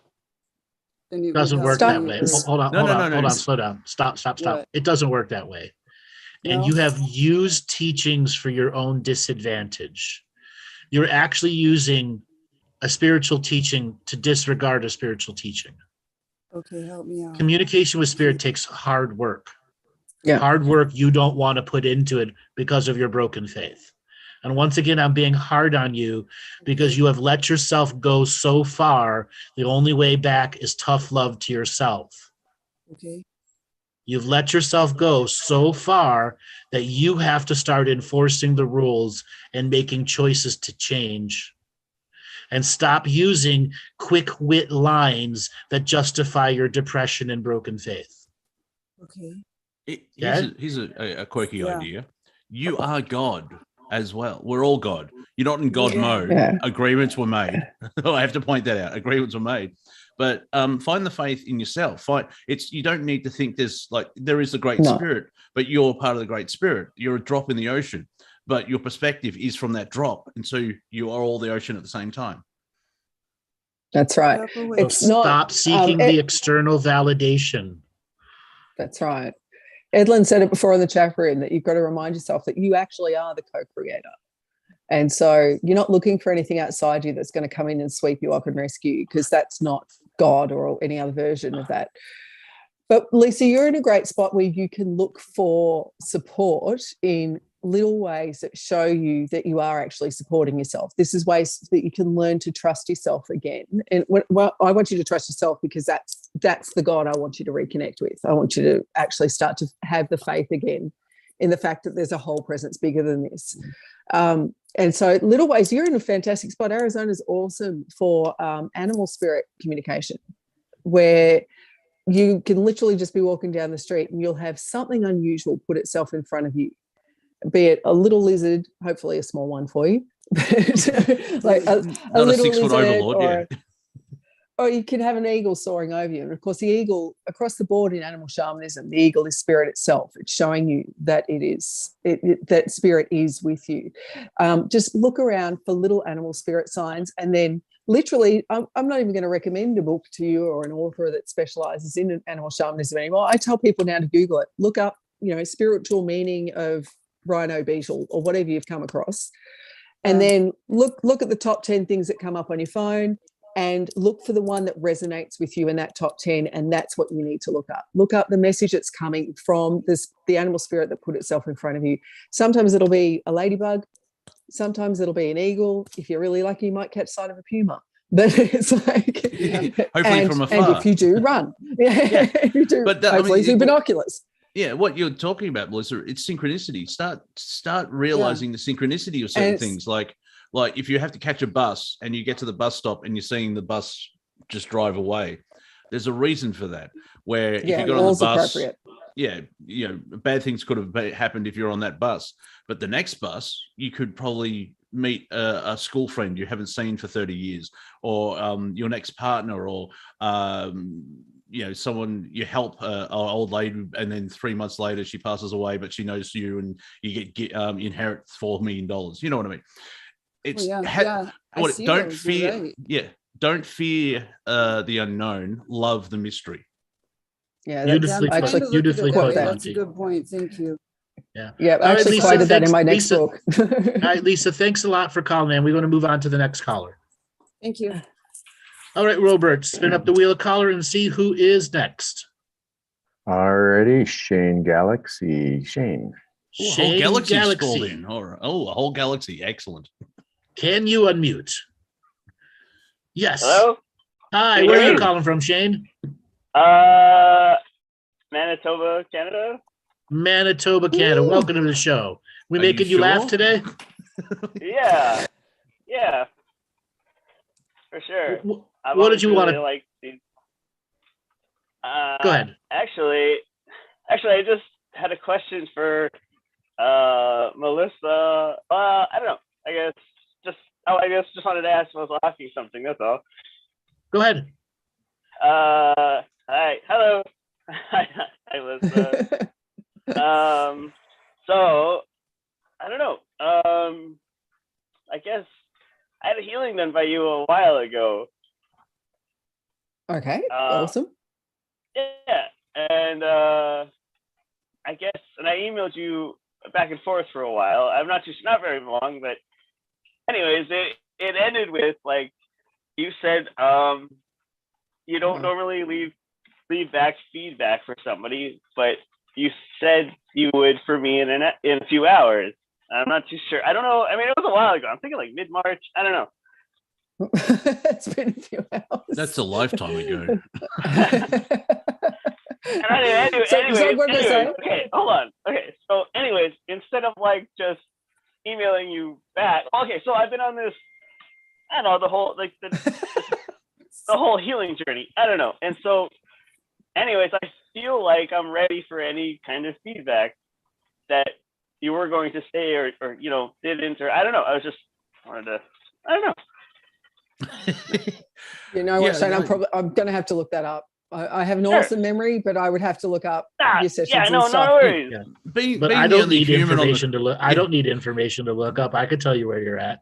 Can I just say, as a human, the only human on the call, I think there may be some divisiveness in your life.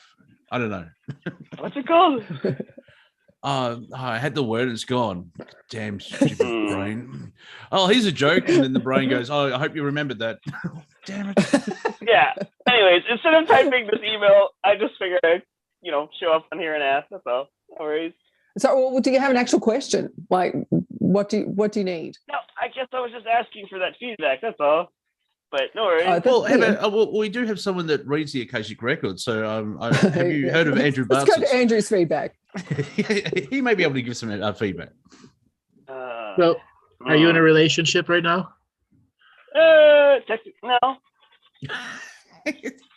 Technically no or yes? No, let's go with no.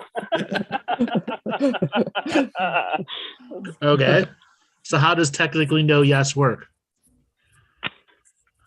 No, I'm going with no. Okay. So is Do it a they fuck know friend? that? Is it a fuck friend? Is I it hope just they're not listening. No. Is it just Look, buddy? Hold on. I don't know. There is a girl, whatever. See, It's not whatever. It's not whatever. That's not really on the no. See, I'm not in a relationship because I have no one. If you have, there's this girl. It's like, well, that's where it starts.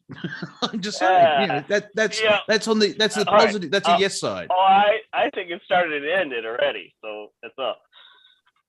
So no, not in a relationship. Yeah. Okay. So do you want to be in a relationship? I don't know. I mean, I think so. Yeah. All right. Okay. I do. Yes, I do. I'm worried though. Okay. So I'm thinking that I have to like love myself enough for somebody to love me. That good words. Do you love yourself enough to love others? Do I love myself enough to love others? Sure. I think I love people. No, yourself first. Myself. I gotta love myself. Yeah, I know I gotta love myself first, but I mean, do I think I love myself enough to love others? I mean, I know I don't love myself. So there is where you are in your spiritual growth. You're still trying to learn how to love yourself. And there are infinite ways about learning to love yourself. And part of that pathway to the infinite ways of learning to love yourself is knowing when and how to love yourself enough that you can allow others to love you. That doesn't mean you're ahead of the pack or behind the pack. It means you're at the lesson of love, which is the most important lesson of all spiritual practices. You conquer that lesson and you will be light years beyond the lone wolves ahead of the pack. That's where you're at. You just got to learn the lessons of love, and you'll be far more advanced than the 95 morons around you. Learn the lessons of love. Yes. Take yourself out on a date. Go see movies. Have a dinner. I mean, love yourself. Take yourself out. Well, I mean, Yeah, okay, so I go for these long walks, and like I really love it. I mean, I do that. Yeah. Is that what You love the walk, but you're not loving yourself in the walk. It's a little bit like Lisa, who we just heard from earlier. That's Lisa's faith in herself is about loving herself too. It's a similar lesson. She has a longer term depression of giving up on herself. He hasn't given up on himself. No, indecisive. That's the word I was looking for. And this is not talking down to Lisa. It's where he's at. You haven't given up on yourself, which once again puts you light years beyond everyone else. Yeah. I guess I'm really hard on myself. I mean, I feel like I'm at the end of it. At the bottom. The end of what? I don't know. The end of an infinite journey. It's too long. This is too long of a journey. Yeah, but that could be just is that your brain or mind making up an answer because you have a question and you can't find the right answer, so it's like, oh, I'm not good enough. That's very human. There's always I'm not good enough. Usually it's wrong because you are good enough. You're here. You exist. Like the true spirit doesn't make mistakes. Ish. Okay, so where does like free will come into all that? You're the free will. You're the one that has to use it at any moment in time. Yeah. You and only you can use it. That includes learning to love yourself enough so that you can allow others to love you. Learn to love myself. Yeah. Okay. Once you start loving yourself, you get into that certain frequency, and that's the true frequency of all creation is love. You'll notice by loving yourself, everything will start unfolding in front of you. The same thing like with Lisa when she attained, it gets to that point when you realize. It's a classic line that I have with every show that Andrew does in the call. So usually at some point in the call, it's me, isn't it? Yeah. And so, if you start loving it, you don't go in, you're not in love with yourself. You just love yourself. And then that frequency, you'll start getting synchronicities and you'll start attracting awesome things. Cool. That's cool. What about like say, would you like attract like a true love eventually? So how can you attract a true love if you don't love yourself? Right. That's what I'm worried about. Basic laws of manifestation. You've got to be in the vibration to receive the vibration. Right. You got to be loving yourself enough so that the law of vibration and attraction works to your advantage. That's right. And then you can be like Andrew and I and have really high standards. High standards. Let me be blunt with you. You just let your social skills on loving yourself not advance. While you're putting all this effort into others and trying to love them and showing what a good person you are, and you end up attracting some unfortunately disturbed people. Really? Well, I mean, yeah, there's one disturbed individual I can think of, yeah. Okay. Okay. Are we talking about the guy with the cat? Like, thanks for bringing stuff Sorry, in. my overlord wanted to come inside. Hold on. Can I? I don't know. I think I got like 2 more questions, if that's okay. Go ahead. How do you? Okay, yeah. For I guess Andrew here. Thank you. How do you? I guess learn into like lean into. I don't know. I want to say talents, abilities. I don't know. Practice until your blood boils, and then practice some more. You have if you don't have the confidence and faith to practice, you have to figure out why you don't have the confidence and faith to practice. You don't just get the skill and it turns on and you have no practice to put into it. Everything has to have practice, and more practice. That's why I say you practice the basics until your blood boil, then you practice them some more. Okay. What are you outside walking around on smashed leaves? I was. It started raining and it put me inside of a camper. Maybe it's hitting the roof. I'm sorry. Yeah. I'm biting my fingernails, though. I'm sorry. So you got to lean in. That means you got to commit to the practice. Yeah. Okay.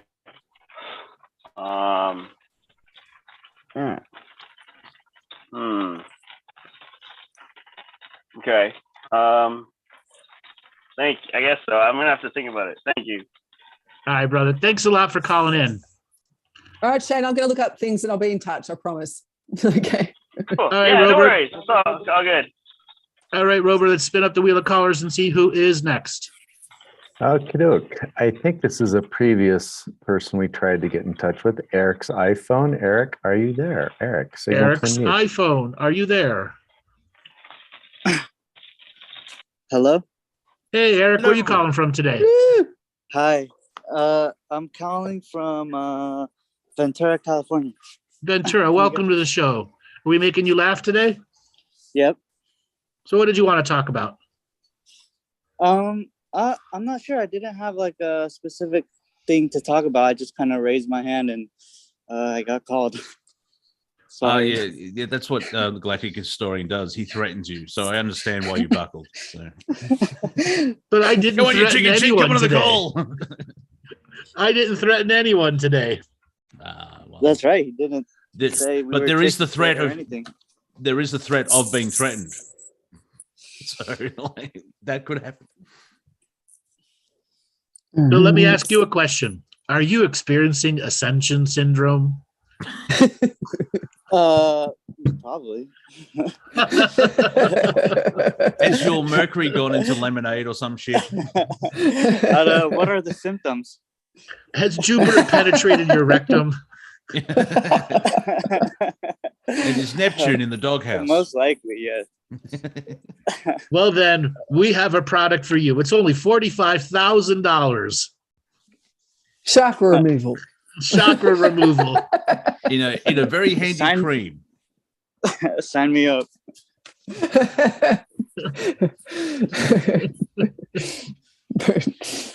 Oh my goodness, there's so much. I crap- just had an image crap of out someone just like getting cream and just like, all right, there's this one, and then there's this.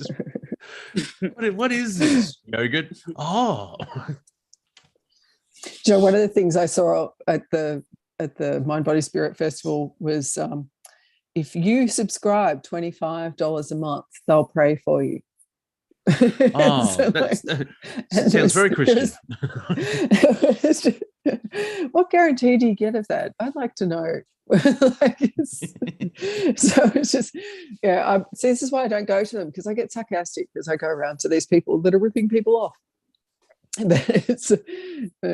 Anyway, all righty. So where are we? Andrew's gone silent. Oh, look out! But no, are we calling in someone else? What's happened to? Oh, sorry. I kind of just haven't been. It's hard to do a show. I don't know how you guys think of stuff to talk about. Oh, fear. Pure fear. Actually, or we scream validation. Like, I'm funny. I'm going to go on the internet, and I'm afraid that I don't get validation. Or it's our plan to help people, and like realistically, we can have this conversation off air. We just choose to share it with all you. I think that's how Andrew and I came up with the idea of doing the comedy show, because we were just laughing about all the lockdowns, and like, well, hang on. We could share this and help people, and here we are. That's right. Yeah, and I refuse to call it COVID. 2.5 years later, here we are still doing it. I refuse to call. I think is it Daniel Prager. He was on Tim Pool anyway. From Prager University. He refuses to call it COVID. He calls it the lockdowns. And someone else in the room said, "Yeah, it wasn't COVID-19 that stuffed everything up. It was the response to COVID-19. So it's since the lockdowns." Because that was what mid-March 2020, and things have slightly changed. Well, It's a lot of things have been online. Everybody's moved to online, doing things online. So, good time to do an online show for sure. Yeah, I've been doing one for 11 years now. You were ahead of the curve. All right, brother. Thanks a lot for calling in. Okay, thanks for having me. Thanks, you guys have Eric. a good one. Have Bye-bye. fun. All right, Robert. Spin up the wheel of callers and see who is next. Jared McGraw, signal to mute. Who? Oh, Jared McGraw. Jared. Jared, are you there? Old quick draw. Yeah, I'm here. Can you hear me? Yeah, where are you Yes. calling from?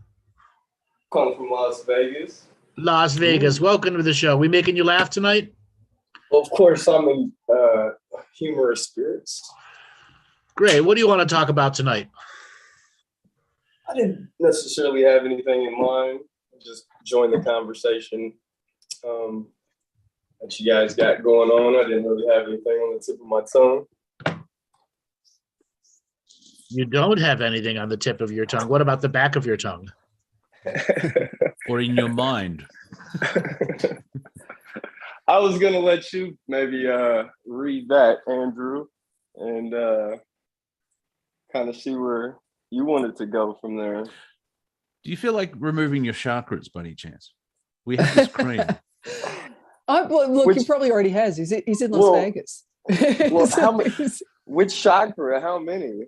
Like, All of them. All of them. Yeah, all of them. The cream is is just very, like the debate. Like there's like 7 chakras, but then you'll hear Yeah. there's a lot more chakras. Like how many chakras? No. Yeah, According this to the is- moron who started the fad, I'm not leaving his name in question.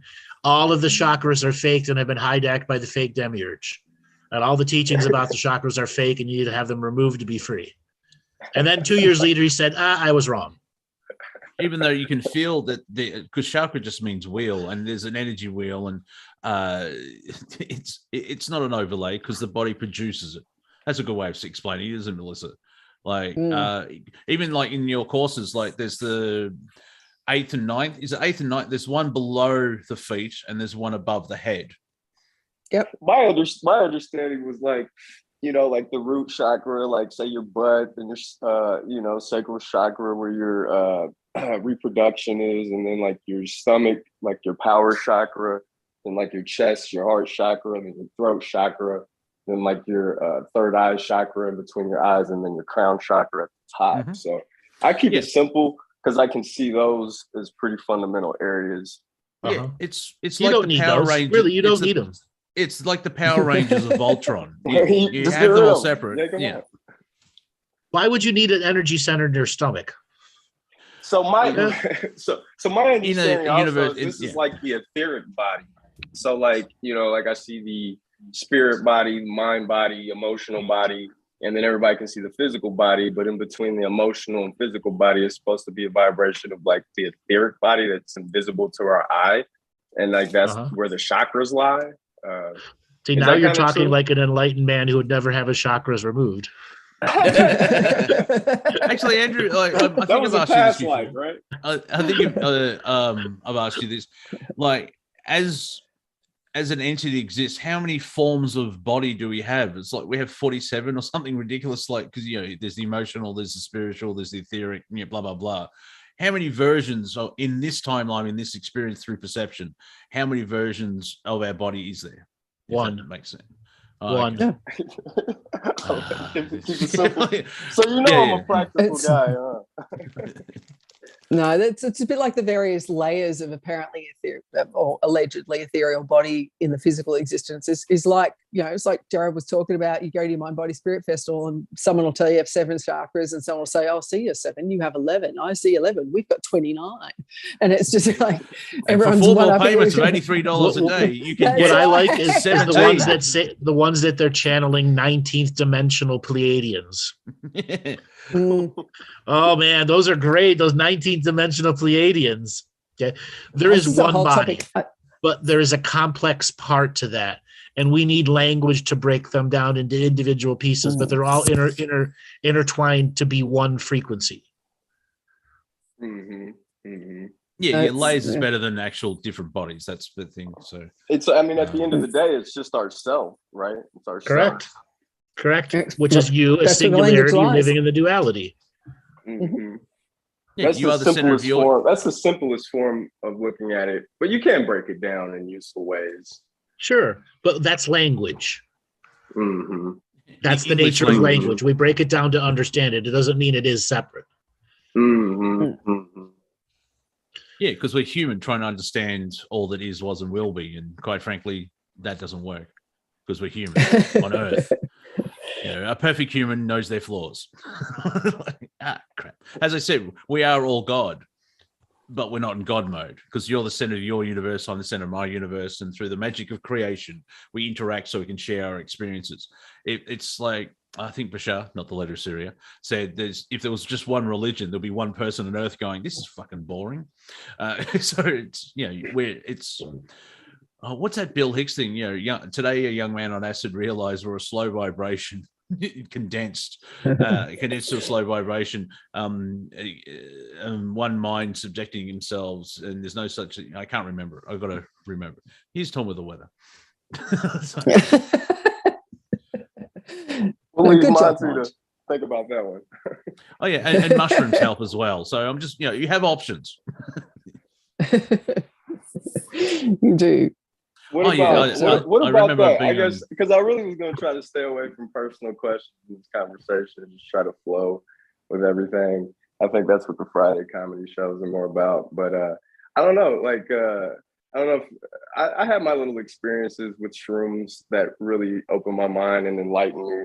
Like I'm 35. You know, that was back when I was like 18, 19, 20, something like that. I did it a couple of times, but the last trip I had, I just was like, yeah, I'm probably good on that, you know, going there and just wondering, curious, you know, because I've had years and years go by. I've thought about taking some shrooms or some, you know, things like that, psychedelics.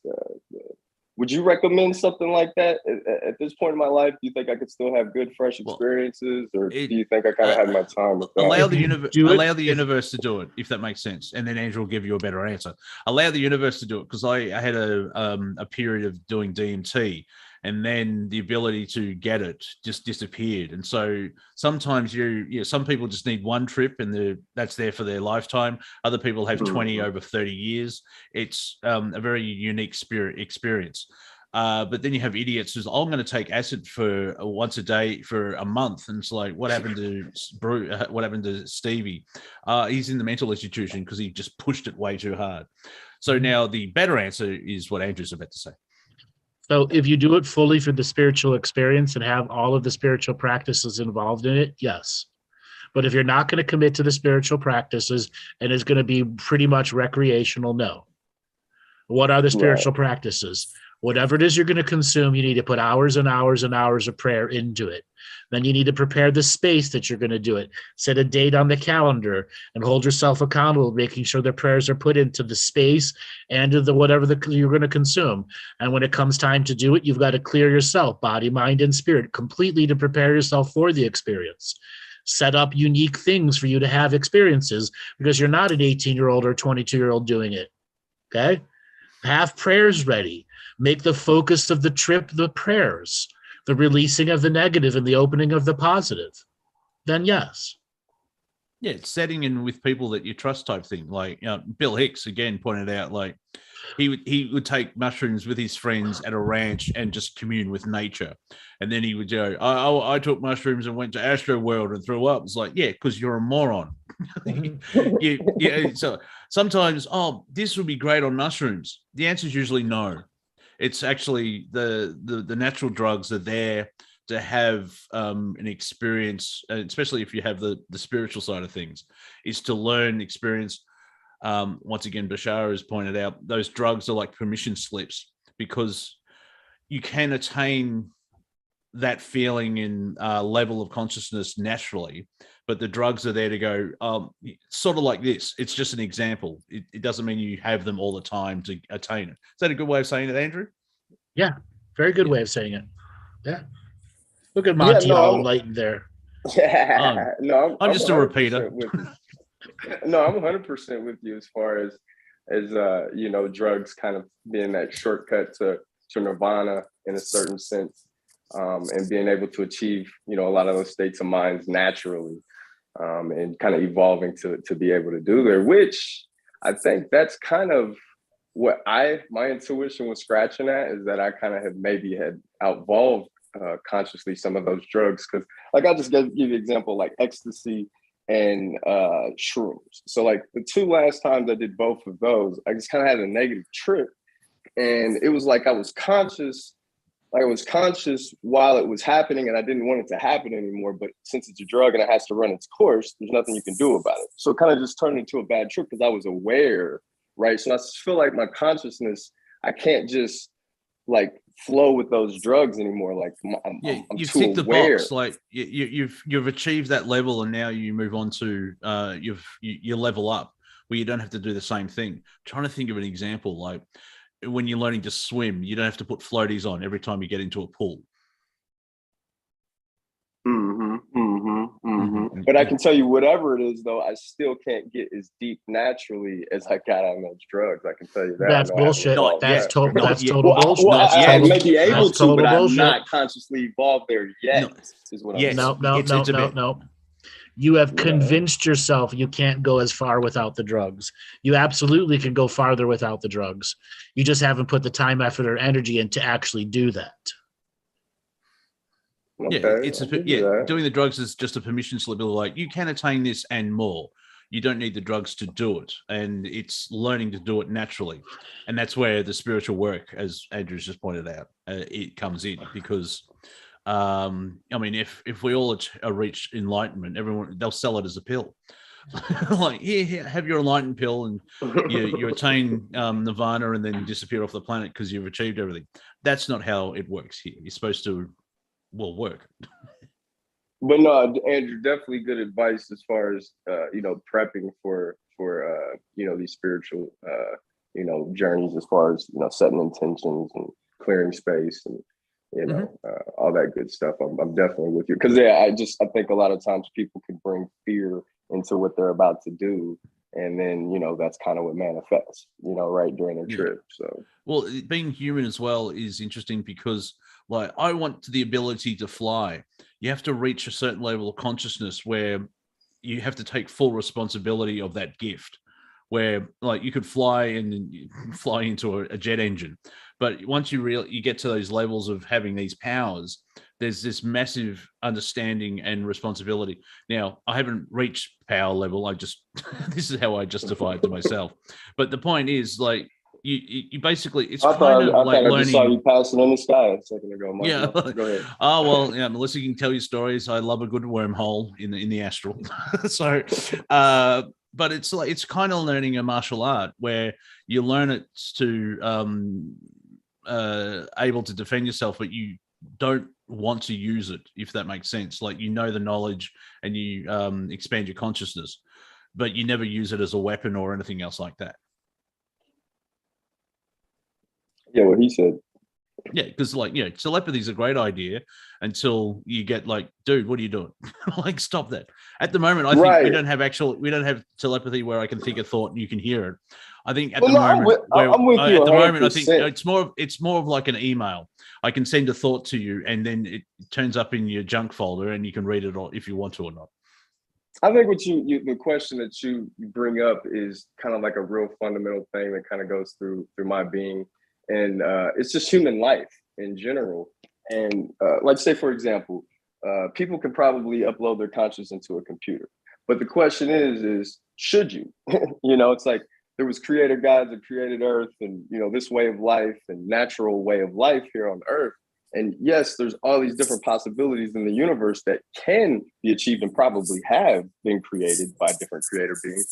But I just think that humans here on Earth are so focused on not preserving the natural way of life, and like when you're talking about, should we be telepathic, or should we be levitating or flying, or I just think these are some of the fundamental questions that we should be bringing to the conversation of what we need to preserve in human life.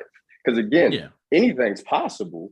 But what's the most favorable way we should preserve, humans living? Uploading your consciousness to a machine or an AI, eventually you stagnate. Just look at the Greys, where they had to start a hybrid thing.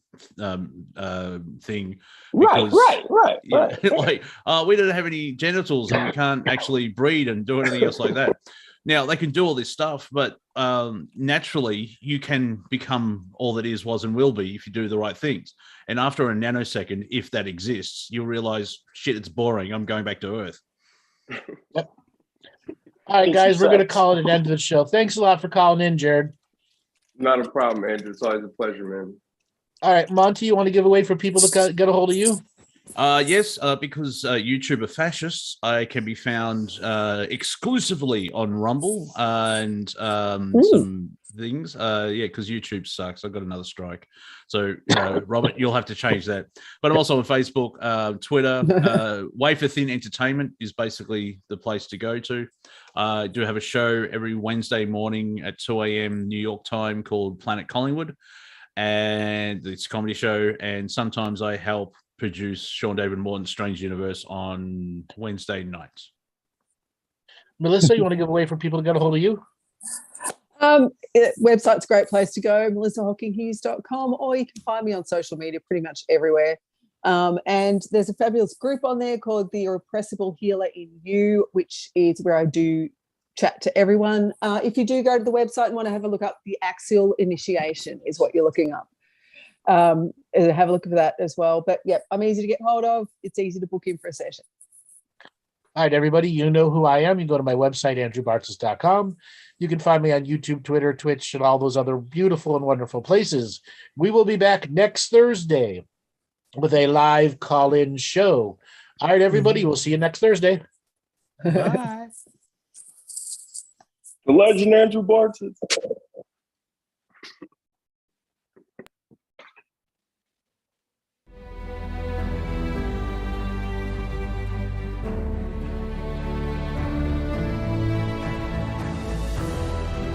Each different bubble of reality is true. A galactic historian is a person that looks at all the lines of dramatic karma. Nudge, nudge, it's the Holy Grail. Improvise. Mysterious. It's counter psychic intelligence. Why is DNA farming of this star cluster so important? Because we do manifest our reality. We do create our reality.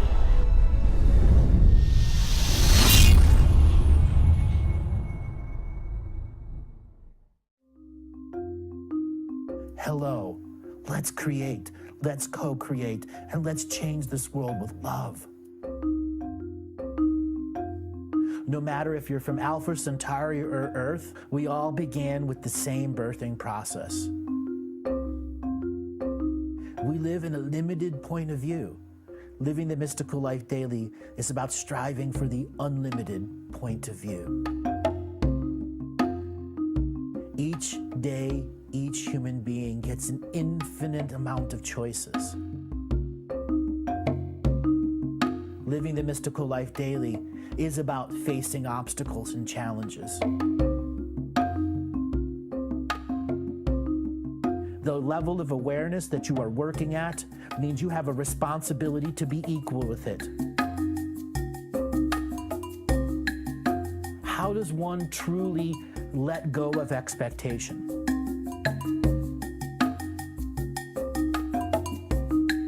You can make the moment that you wake up to the moment you go to sleep sacred. The keys to success: choice, choice, choice, and choice.